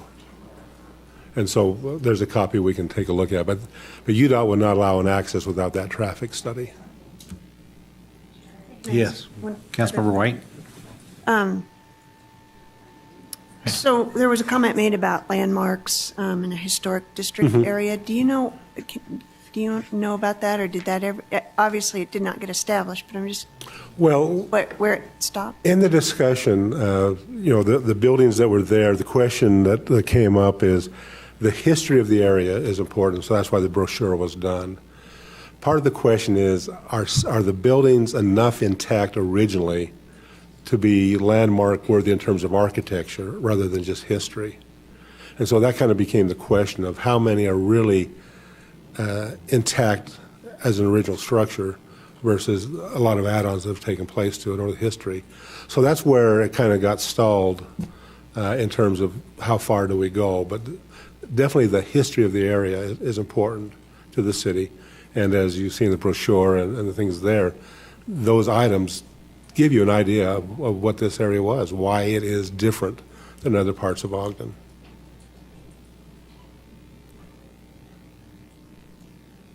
Okay, why don't you go ahead and continue to answer the questions let me see. that were raised. One of the questions that has come up was talking about the parking and what can be done if it's on the street. Sometimes with studies by our city traffic engineer, parking can be limited to rather the owners of the property by a permit process, or it could be looked at, do you want to restrict parking completely on the street given some of the concerns that may arise in the future? But there's room for parking on the side of the street, but that is a legitimate concern about, well, if they have no place to park on there, they'll be parking up and down 2nd Street. And those things we've observed happen in the past of some areas that don't have the adequate parking to really meet what may be taking place. Again, yes? So on the UDOT street, can we restrict parking? That'd be UDOT that'd have to, yeah. But they would take a look at those type of things. Okay, the petitioner did say that he thought that he had 14 parking spots, but I didn't see him on the conceptual plan. Right. Maybe he's been doing some revisions that kind of address it, but I haven't seen that. Okay. I'd like to address the storm drain on 2nd Street. Would it be, is that adequate to use to take the amount of storm water that's going to go into that drain from this unit? I'd probably defer that to Jay if he's, I know we've rebuilt the storm drain a few times in that area. We tried once with the one material and it collapsed, and then we went back and did some others. But I think the size of it, we've handled what we see, because it goes to a regional detention pond that's further to the west. So the piping is adequate in size. We've done major improvements on that over the years. So because the philosophy is, whatever the vacant land is, that is the runoff that has to come off and go into the storm drain at that rate as vacant land, which means they, under new construction, have to be able to hold it on their own property and then meter it out at a rate as if the land was vacant into that storm system. So the developer would have to tie into that drain then? Right. The storm drain lower than the property is on the west of that? Oh, yeah. Vacant? It is? Okay. Yeah. All right. So that would work then? Okay. My concerns, we brought them up in the work session, is really a matter of density, not the 30 units necessarily, but I think in order for it to function, there has to be enough space for visitor parking as well as the tenants themselves, the owners themselves. In the conceptual plan, there was only a maximum of about 7 that was visually looking at. But I understand the concept plan process. I mean, it's just really early in the imagination of what this thing might be. But I think that the development agreement needs to include that there is enough visitor parking to make sure that can function. Another thing that has come up to my concern is this, taking all garbage cans clear through the project to Wall. I don't see that working. I just don't see that working. That's 60 cans out along Wall, 30 green and 30 blue.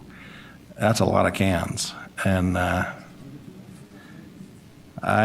so those are the things that really kind of concern me in the practical, how does this work part of this. And I don't know what to do with that information and a development agreement. Any suggestions? Well, the can idea was, again, something coming from the Planning Commission, because what they didn't want to see happen is private trucks and a dumpster that are next to the neighbors and having them deal with the noise and all those things that take place of a private system. So that was why the commission felt that that would be a requirement, that is, they don't have a private pickup system on those streets because of the noise, the location of the dumpsters, those type of things. So that was their attempt to try to mitigate potential impacts to the neighbors. Any other thoughts from council members? I think I wrote down a couple of items that I kept hearing as we were receiving public comment. The number one was traffic. The other one was parking. Those are the two elements that I kept hearing all the time. The next one was density. Mix into their historical and zoning. But I think Greg made two comments. He says, we need to determine what the density is going to be right for this area. And that's what we're looking at. The other one is that sometimes when we have a development, adjustments, both citywide in the city and with the residents, occur because of what is being developed. I go back to Bob Givney and Mrs. Hart, and they kept saying something needs to be done on this corner. Is this the right project? I'm not sure. I think a lot of them would like to see something done on this corner, but there are some questions that we need to go through. The important thing is we have to, and I try to analyze it in my own mind, is before he comes forward, the petitioner, with a plan, he needs to know whether this is going to be zoned so he can move forward. And that's the big question. How are we going to look at this to do that? I can't see 60 cans on Wall Avenue as big as as wide as what Wall Avenue is, but that is just an overwhelming aspect. But the big question we're looking at tonight is, we take a look at these other issues, but is the zoning, are we going to move forward with the zoning? And that's the big issue that I have with the project here. In order for him, the petitioner, to move forward, he needs to know what zoning is going to be applicable here. And we could also, as I understand it, Chair, and you've been in the Planning Commission more so than I have, but we can also maybe put restrictions on that and suggestions of what needs to be taken care of. I don't know if you have other information along those lines. Well, that's true. I think we could suggest some amendments to the development agreement. I'm sorry, we'll get to you. I promise. Okay. My thinking is there's too much that is unsure to go forward with this. I think it needs some more massaging. I look at it's an R16 right now. I don't think it's ever going to develop at an R16. There's no developer that's going to bring that through. It's just not going to happen. The community plan doesn't allow for it to be, a convenience store or anything like that that may develop there. So you're kind of stuck with something like this. But it also has to work for not only the people that live there, but the neighbors around. Traffic is. I understand the concern about traffic, but as far as whatever else could be there, this is probably the absolute minimum of any traffic generator that's of something that could be there. So I think I'm going to dismiss the traffic argument because I don't know what else you'd do. So it's been there vacant for a long time, and no dentists have been signing up for that spot. So. Anyway, I'm really the most comfortable with giving some direction of some of our concerns to staff and extending this so that they can work on it, the developer with our staff to get that development agreement to where I think it works for all of the parties that are concerned. Please. Yeah. Well, I first want to start with sort of the quality of the interaction tonight. I thank you for that. Where sometimes we have development proposals that have impacts or neighbors have concerns about, and they come in yelling and they're mad, and their only goal is to make it go away altogether. What I've heard tonight was a bunch of neighbors who have learned more and more about the proposal as it's moved through the public process. That you've identified most of you a need for something that it sounds like there are who knows what uses of the land now, but it's clear that there's density concerns that the traffic concerns to me relate to the density. I mean, it's just a tough spot, and folks in the area are worried about how many people we put in that corner. Knowing this is our only opportunity to This is our only one. Right, to influence this proposal, I think it's important that we get it right. I don't want to discredit the efforts of the petitioner either. It's a lengthy process to come to where you are currently, and you've sat kindly and quietly, and I think we should honor the work that you've done, and maybe we can honor some of the feedback we've got from the folks in the public process and make sure this process works for them. I promised the petitioner another opportunity to speak to us after these comments, so unless you've got some more comments, I'm going to let the petitioner come back up and react to the public comment. Mr. Orozco, do you want to? Chair Heyer, I will go ahead and just say I tend to believe like you, and I don't mean to discredit anyone's concerns, but I'm with you on the traffic. As development occurs at the BDO, I think traffic is going to be that's something that's going to be hard to mitigate. The parking, I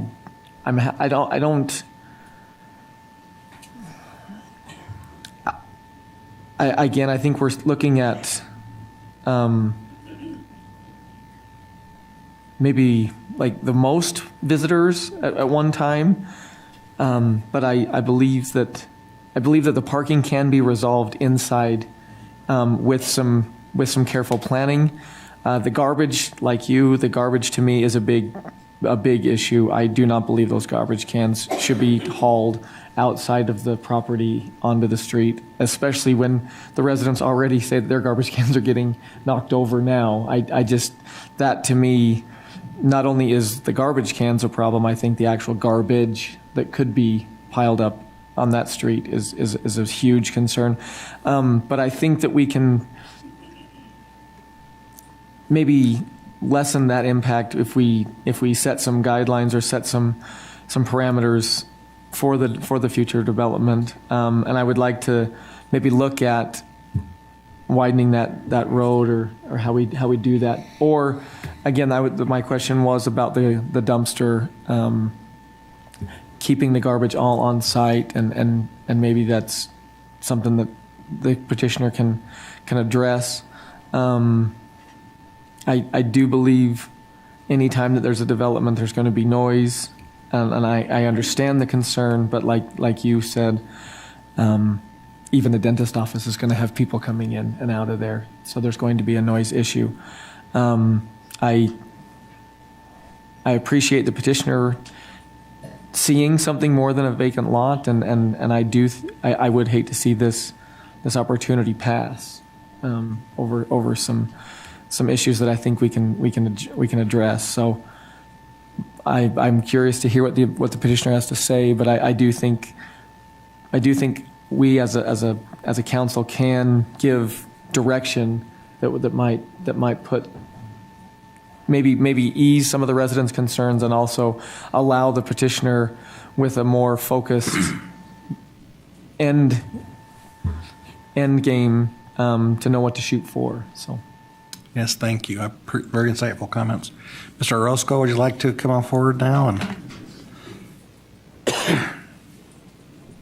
Thank you to all for your time and for the opportunity to address this. I'm here with this project to, you say jump, and I will say how high, because that's my kind of work. You establish the limitations, and I can reach or go over that. For the traffic the study that we sent to make, we sent it on April 30th last year, so it's recently. So it covered all the actual traffic pattern. Also, into my design, I have, because the conclusion of the traffic study, they said that we only have to allow the turn to 2nd Street to the right and to Wall Avenue to the right. So we are not going to have that kind of cross that we will be block the traffic. So we have that resolved. Into our community, we have two ways. So if I need to go to use Wall Avenue, I can go to that entrance. Or if I need to use 2nd, I go to the other side. So I'm going to have that versatility in this project. The other thing is, it's too much to hear 60 vehicles. But so our houses, basically, how much the street is not going to have too much traffic, the interior street. Most of the time, we are not at home. So there's not too much traffic in that. It's only, 60 people. If you want 60 people at 9 and 60 people at 5, just for a couple minutes, or basically an hour. Well, that's one point. The second, it's I have plenty of room into my design. I have up to almost the 50% of the landscaping area, so I can place more space for the business parking, or I can make wide the street and then allow to have the cans on it. Or if I have it there, I come back that the traffic is not too dense into the street. If the truck came 20 minutes that it takes to take the 30 cans, well, it will be 20 minutes. So we will not have that kind of problem if we keep the street in that wide. For the historical section, where we are planning to have some specific areas that we will have sculptures, resting areas. So we are planning to have this address this kind of particular historical events. So it will be also part of the society. We can invite young artists to make some kind of sculptures and places there. We can buy those. So this project, it will be good for the neighborhood. It will increase the value of the properties. It will make more efficient because we are going to have a project there, not a vacant lot. Do you have any question for me? Any more questions for Mr. Orozco? I do. I appreciate you explaining the flexibility you have with your design. I'm curious about the 30 units. Let me try it a different way. Is there a number of units that you have to have to make this project successcul? And is that number 30? That's the correct number. That's the correct number. Okay. Yeah. I can go below that because it's not. Okay. Then I understand that. In your plans, would you plan to maybe consider putting a dumpster in there for I have your a space residents? to place a dumpster if that's the case. Yes. Yeah, I was wondering on that too. I think I understand the Planning Commission's concern about a dumpster and the noise that those type of trucks make. But if the street won't allow a city truck down there, the dumpster I think could be made to work if the strategic location wasn't right next to residents. If it was closer to Wall or the corner of Wall and 2nd Street, I think it wouldn't be too bad there. But people are still going to have to be hauling their garbage a half a block, potentially to do that. Yeah, I have plenty of room in this area, so maybe I can place in this corner the dumpster. The truck can go and take it and go and circulate into the property. So I have plenty of room. I can play with the project. Remember, this is only a concept. It's a well-done concept to elaborate, because most of the concept plans are not too detailed like this one. Well, thank you. Thank you. All right. Yes. Eric, I just want to ask if, I'm just trying to summarize all this in my mind as we consider a potential motion tonight. My notes, I just want to ask you guys if you're hearing anything else or if you want anything else addressed. But we've mostly heard concerns about the garbage issue, traffic. I am relating traffic with density. Is that a fair combination for others? I think it's related. I think it's definitely there, but I think that the BDO is causing some of the traffic. I know that obviously having more people living there will cause that issue too, but it could be that people start riding their bike if they live. I don't know, but I'm just saying that I think There was a traffic issue. problems. Yeah, there's a traffic issue now. Right. Yeah, I don't see this as being the cause. I think they're going to suffer with the traffic as much as, I don't think they're going to be the cause of the traffic problem. With the open ground there, in the future, there's probably more development that's going to exist into that area, which is going to add to it. But I think parking, if we can solidify that question about parking, there would be something else that would be necessary. I can't see the wisdom of maybe having visitors come in and park out on 2nd Street, which would be a disadvantage to the homeowners along that area. So, just a clarification of parking. Did I hear him say that he has to have three per, or I mean, One per three for every units. 3 units? Mhm. So that's that's a change from what we heard before, right? But it's willing to go up to 14, Right. which would help out a great deal. I think it would. That eased my mind some. We had wondered aloud, maybe it was in the work session or in leadership, about if those driveways that are not in the garage could accommodate it, full length of a car. Yeah, that is something we had explored a little bit as to whether we extend the length of the driveway in front of the garage so that there could be a parking location there. I don't know if the project is wide enough to let that happen. So I'd hate to make that a requirement if it's just going to kill the project. And could I ask, the petitioner did mention that he has some flexibility with his landscaping. Greg, can you just confirm or deny that? Is there some flexibility or wiggle room with his landscaping requirements? Okay. Then that makes me feel much better. Well, what I'm hearing is there's a willingness to try and accommodate and address concerns. There's a willingness from the neighborhood to support some appropriate or reasonable development in the corner.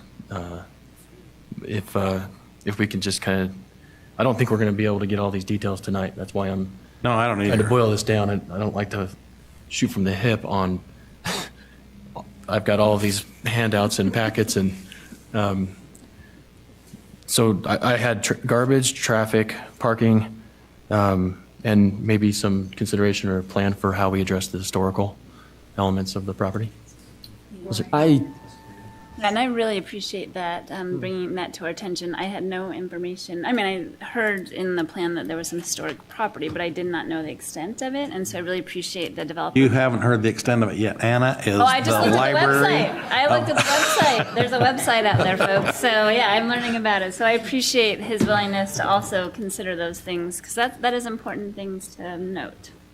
Yeah, I think that I would hope that the petitioner would take some of these really neat things about the area, the Bingham Fort area, and be part of the community by putting these names on things. I think that's an excellent approach to integrate. And, I think that's a great thing. I don't know if we can coerce you to do it, but I hope you'll volunteer to do that. That's kind of what I'm hoping. So It makes the unit or the project more part of the neighborhood. It does. Part of the community. It sounds to us that more work needs to be done. We're not saying no, that we're not dissatisfied with the project. We want the project to be successful, but there are some additional work that needs to be accomplished at this particular time. Chair Heyer? Yes. If I may. Councilmember Lopez. Just wondering what kind of outreach happened or took place to engage with residents in the area? What kind of outreach took? So a question for Mr. Montgomery.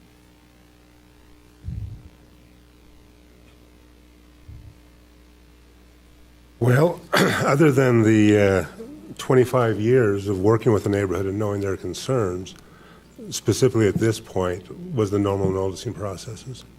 The normal what? Noticing processes. Noticing processes. So was there an open house, or was there any kind of conversation? No. No, there were the signposts on the property, notices sent out. Yeah. So, just for whatever it's worth, I think you all know how I feel about these when we have these situations about community outreach and community engagement. And for whatever it's worth, I understand our process here, but we've allowed the administration to come back numerous times to the podium to address us. We've allowed the petitioner to come back at least twice to address us, and we don't have a way to allow our residents to come back to address us. We're assuming that they have that they are okay with the things that we think they're okay with, but it's still an assumption. And I hear the community trying to participate in the background with comments, just kind of yelling out things. And to me, that is a little bit unacceptable. So I agree with all of you and all the things you're bringing up about the development. It's a good corridor to develop. We understand. We're not saying the project is going to move forward, but I just wanted to point that out, just for whatever it's worth. Let me, concerning that, I think that's an important point. It would be, I think I would prefer to see us extend this for continued development with our staff and the developer. And if it's extended, it will also be renoticed. But it also, I think, is something that we could recommend to the petitioner to have some kind of an engagement process. And oftentimes they will. They'll, it certainly does minimize the wrestling matches in a setting like this. So I think that's what I'd like to see happen here today. I think that's probably the best solution going forward, is if we extended it. Encourage the developer and the neighborhood to get together, as well as with the staff, and address some of the concerns that we're hearing today. I agree. Can I add your comment? Please. There was a time that we were really frustrated procedurally with these kinds of, issues. We would get to this venue and we would need all of those details that were shared with us, and we would need to wrap them up into a solution and then somehow craft a long set of motion language that didn't miss anything. And it got really messy really fast. And so having recognized the need for this venue as an opportunity for you all to come and be heard, we certainly hope that the petitioner and developer would engage with you. And if he doesn't, this is your opportunity and your recourse. So you'll be assured of this. And we hope when you leave tonight, you'll feel listened to as well. But we have put some new tools in our toolbox or tool belt, so to speak, that allow us to extend an item. The petitioner spent a lot of money to file this petition, and we don't want to be the city that just, yay or nay or just kills it because it doesn't have every single thing. Let's work it out. Let's be a resource to help you and a resource to help all of you. I think that's what we're here to do, and we've got all the expertise here we need to. So I've taken some notes, and I think I can take a stab at a motion. Yeah, please do. Can I just ask real fast? And I don't want to be difficult or extend this any longer, but yeah, I'm just looking for.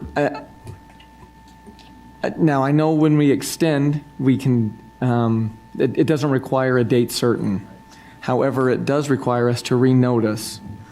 And I guess I'm not seeing the value of the renoticing. I believe that this community has been informed and is informed of the process.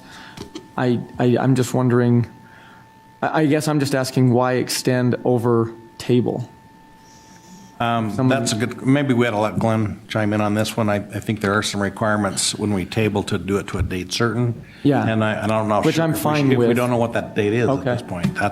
You want to take a shot at it? Sure. So as you pointed out, to table something, typically, we need something very specific. It's to make a change to the language or something that more or less we know. And so we can go and make the change and say, we'll be back in a week or 2 weeks or something like that.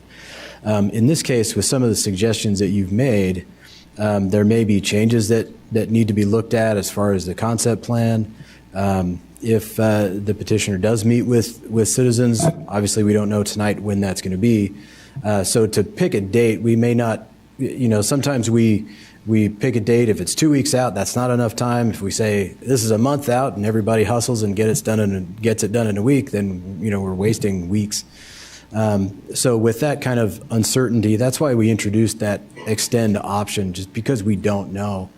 That gives us a little bit of freedom in just getting back to work tomorrow and figuring out how, what we need to do and what a realistic time frame is, rather than, trying to shoot from the hip as was mentioned earlier tonight.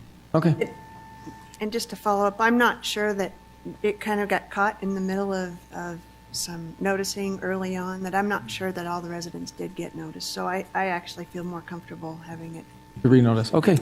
Yeah, I'm fine with that. I do too. I like the I mean, I'm not a believer in the noticing process as the only way of engaging the community. And that was my issue. So I'm fine with that. I was just looking for. Mr. Chair, Yes, sir. before Ben makes the motion, we went through the process. We had at 4 o'clock, between 4 and 6, we have a work session.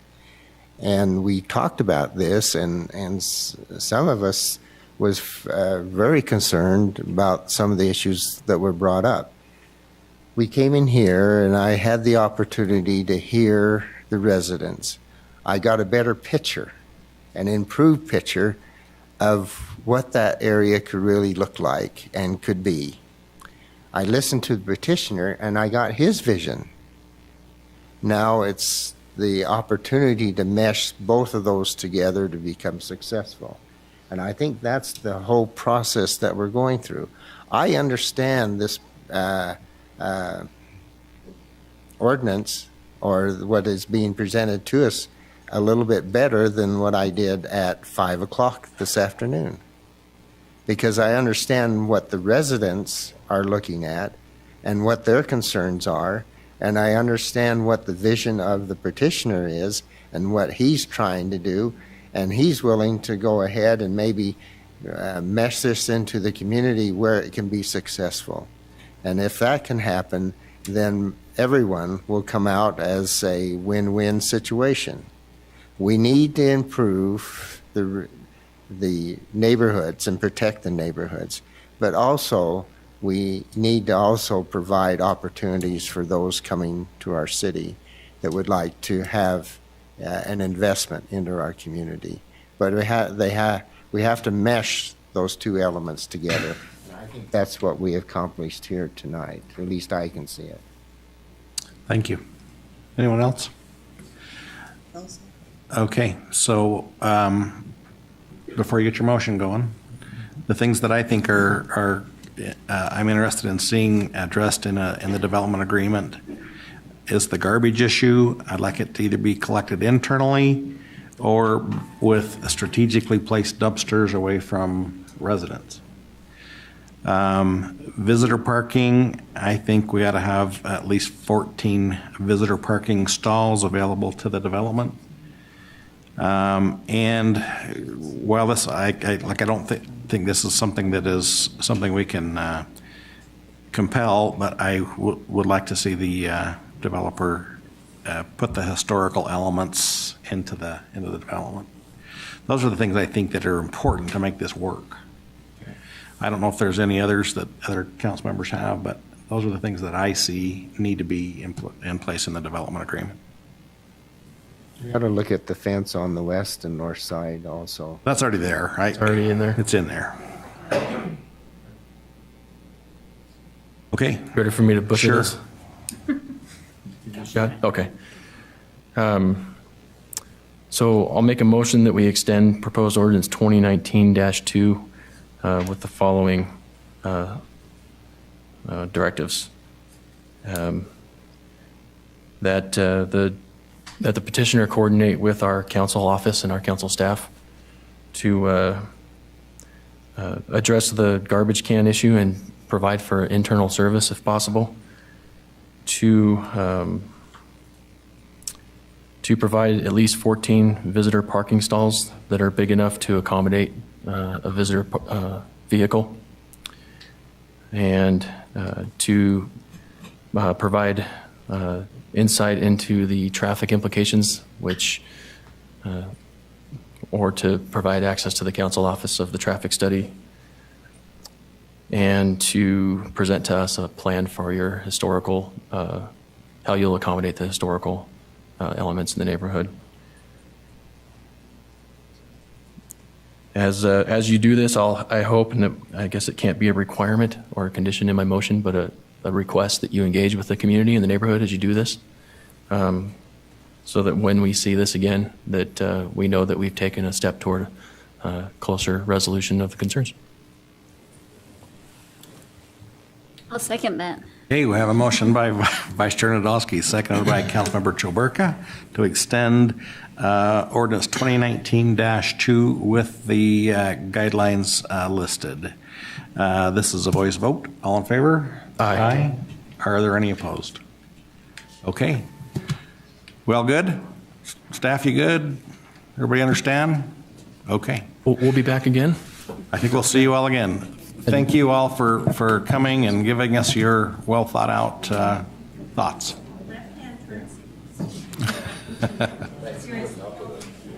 You can stay. We got more business. You still want 14 extra stalls?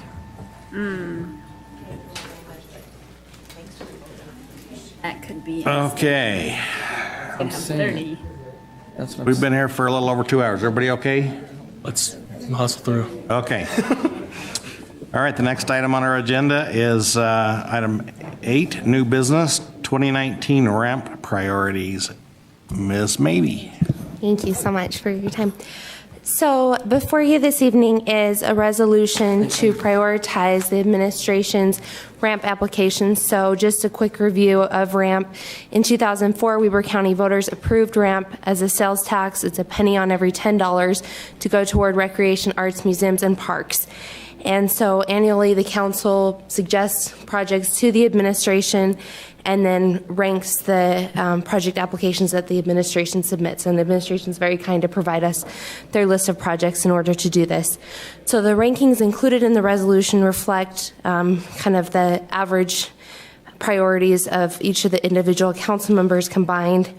And then if the resolution is adopted this evening, a letter will be sent to the RAMP Advisory Board for their review and consideration. And in years past, they have taken this seriously with the council's rankings, and with last year's, the council's rankings kind of prioritized what was funded. So with this year, there's 6 regular ramp projects that are being proposed, and the rankings for the council are the park restrooms at the first, arts, culture, and events programming second, Union Station Museums third, 9th Street Park Playground fourth, backstops at Monroe Park, 5th, and then amphitheater, electronic message board, 6th.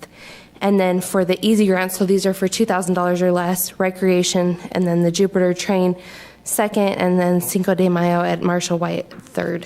So any questions for the council this evening regarding this item? Any questions for Amy? Thank you. Thank you. Okay, we'll look for a motion. Mr. Hire, I'd like to make a motion to adopt proposed resolution 2019-1. Second. I have a motion by Councilmember Lopez, second by Vice Chair Nadolski, to adopt resolution 2019-1. This is a roll call vote. Councilmember White? Aye. Councilmember Blair? Aye. Councilmember Chaburka? Aye. Councilmember Lopez? Aye. Councilmember Stevens? Vice Chair Nadolski? Aye. Chair Heyer? Aye. That passes unanimously. Next item is the amendments to the council rules and norms. We have Ms. Mabey again. You know, we have had a lot of votes when It's okay. I No start worries. the We're okay. voting. Yeah.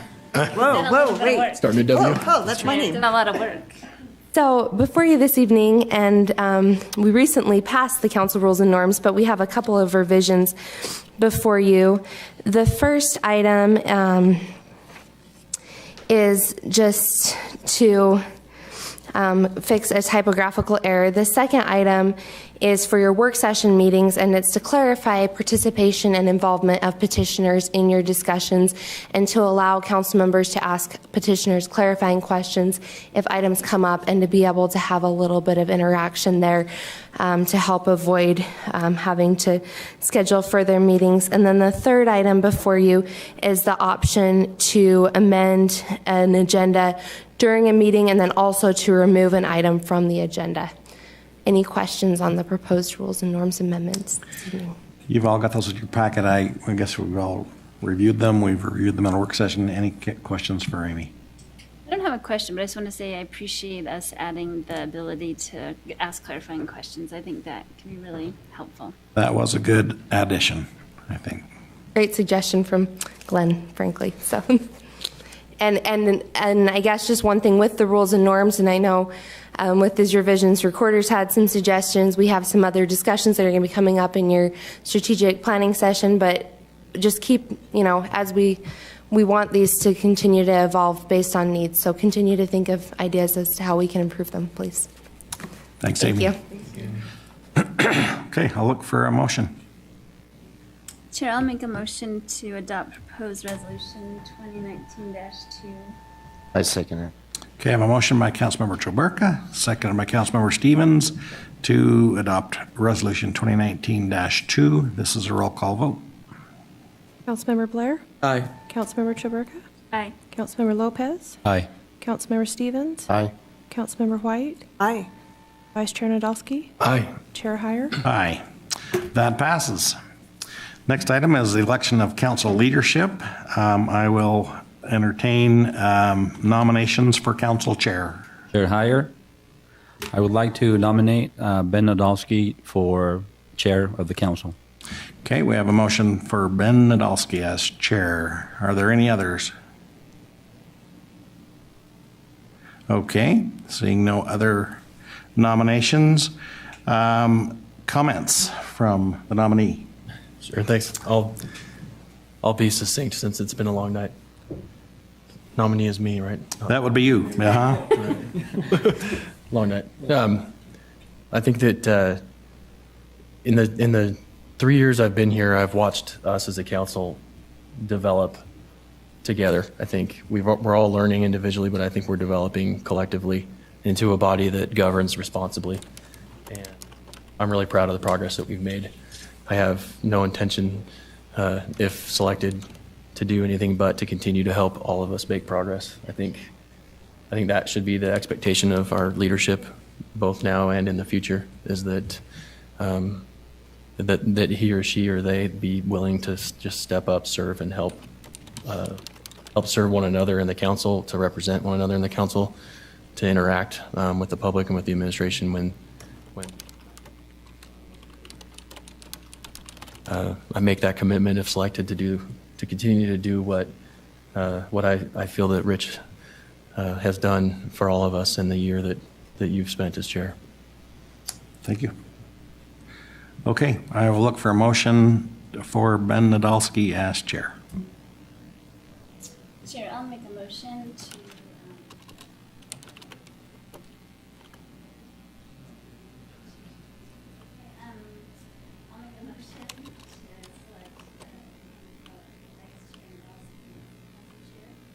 Second. Okay, we have a motion by Councilmember Choberka, seconded by Councilmember Lopez, to select Ben Nadolski as our council chair. This is a roll call vote. Councilmember Chaburka? Aye. Councilmember Lopez? Aye. Councilmember Stevens? Aye. Councilmember White? Aye. Councilmember Blair? Aye. Vice Chair Nadolski? Aye. Chair Heyer? Aye. That passes, and I'll give the ceremonial passing of the gavel. And now we'll go to the next item. Oh, okay. I didn't see that coming. It's never happened before, so I thought I'd just try it. I don't think we've taken an oath. Okay. All right. Now I will open it up to nominations for council vice chair. Chair Heyer, I would like to nominate Councilmember Choberka for vice chair. You don't need to second it yet. So any other nominations for vice chair? Okay. The nominee can give your pitch. I just want to say how much I appreciate and accept this honor. If I'm elected as the vice chair, I really appreciate the service of Chair Heyer over the past year and being a great mentor since I am new. And I'll continue that motion forward. Okay, thank you. I second it. Okay, so let's have a motion. Why don't you make the motion? It's getting You're late. so eager. It's 8:28. Chair Heyer? Yes. I'll make an official motion to nominate Councilmember Choberka to vice chair of our council. Okay. Do we have a second? Second. Second? Oh, man, I burned. By Councilmember Lopez, second by Councilmember White. Sorry. To select Councilmember Choberka to be the vice chair of the council for the coming year. This is also a roll call vote. Councilmember Lopez? Aye. Councilmember Stevens? Aye. Councilmember White? Aye. Councilmember Blair? Aye. Councilmember Choperka? Aye. Vice Chair Nadolski? Aye. Chair Heyer? Aye. That passes and is also unanimous. So we will have our recorder come up and administer the oath of office. That's why I can't have time for Marcia. Now, pass the gavel. Hours. Thank you. Just sign it. This is green.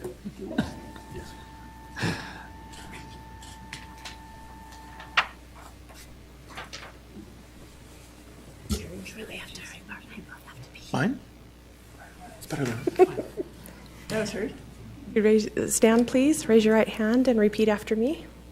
I do solemnly swear that I will support, obey, and defend the Constitution of the United States and the Constitution of the State of Utah, that I will discharge the duties of my office with fidelity. Congratulations.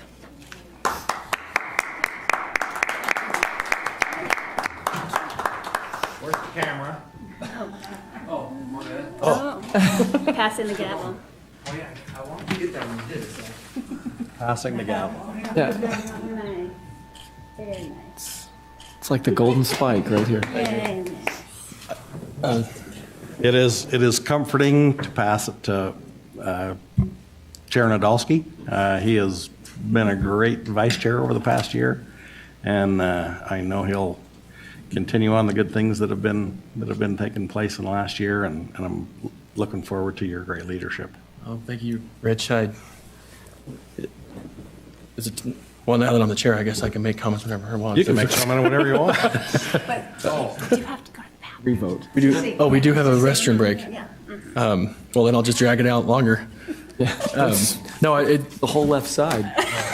In spite of the bladders Right on this side, side. too. Yeah. In spite of the bladders on this side. I'm okay. We need to honor the work that Rich has done for all of us this year. It's been an absolute honor to get to know you better. We've grown a lot closer as friends and as servants.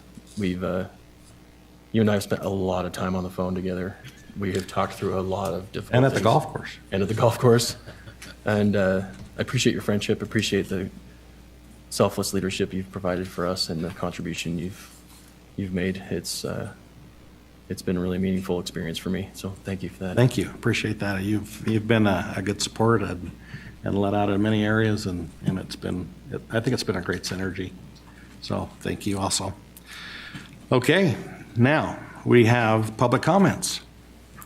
Is there anyone that wishes to address the council on any topic? Angel, you're all that's left. Look it out. Got nothing? Okay. All right, comments from the mayor? Yes, use the bathroom too. Yeah, I'd like to congratulate council members Nadolski and Choperka on your new leadership positions. I look forward to working with you next year. I think it'll be a great leadership team. It being the first meeting of the new year, wish everybody on the council a happy new year, and I'd add and echo the congratulations and thanks to Rich. You did a great job over the past year. You've worked really hard at this. We've been in a lot of meetings together as well. There's a lot that goes into it, and I certainly appreciate your sacrifice and the effort you put into it. So thank you very much. Appreciate that. All right, council members, any comments? Thank you for your leadership. Thank you for your mentorship, and thank you for your friendship. I think you've done a really, really great job, and I appreciate your service. Igualmente. Thank you. I will go next. I would like to also thank Chair Heyer for his service as chair, and I am excited to get you back as a council member. I think you're a wonderful council member, and it's good to Yeah, I'm not get your knowledge back on this I'm good side with of that it. too.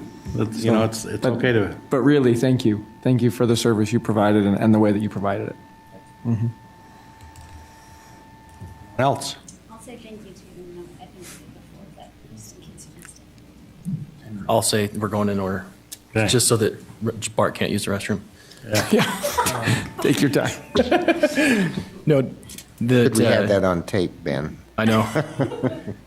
I hope you're not planning on getting all of your time back. We still have a lot of needs for you. But I'm eager to do whatever is going to make our city better and our council stronger. I know your heart, and that's exactly true. And we have to say, Amy, we've got precious cargo. This is our last meeting having Amy with us. She's gonna, I guess we're gonna deliver Monday or earlier, no matter what, right? If she doesn't come before then. We. Did I say we? Yeah, you said we. General. We. Fell into that, didn't I? Sorry. Turn up the camera, please. Yeah. No, but you know what I'm trying to say. We'll be thinking of you, and staff keep us up to date. And while you're on family leave, think of us once in a while. Yeah. Because we'll think of you. Gone, but Y'all watch your meetings, maybe. Maybe. To put yourself asleep. Anyone else? I'll go ahead. Chair Heyer, I appreciate your leadership this year and being in leadership with you in prior years. It's a big commitment, and I appreciated your mentorship there as well. And like Councilmember Blair said, I appreciate you getting back to this side. Back to the real work, huh? Okay. Thank you. I'd like to thank Rich for his contribution to the council. I think he did an outstanding job as our chair and providing the adequate leadership. But I think that also he was accompanied with Ben as his vice chair, and I think that was a good combination to work in that direction. Rich and I, we go back a little bit further than being here on the council, and a little bit. So I appreciate that. I talked to Ben over the holidays, and I challenged our council to review the process by which we elect a chair and vice chair. We can do a better job in doing that. There have been many phone calls throughout the holidays and discussions about it, but I think as a city council, we can do a better job in selecting our leadership process there. But Rich, I thank you for your contributions. Thank you. Accomplished a great deal. You've added new insights and new opportunities for not only council members, but for the public to respond. And I thank you for that. Thank you. Okay, I'll look for a motion to adjourn. Motion to adjourn. Second. Okay, we have a motion by Councilmember Lopez, seconded by Chair Nadolski. To adjourn, all in favor? Aye. Any opposed? Okay, we're out. That's a wrap.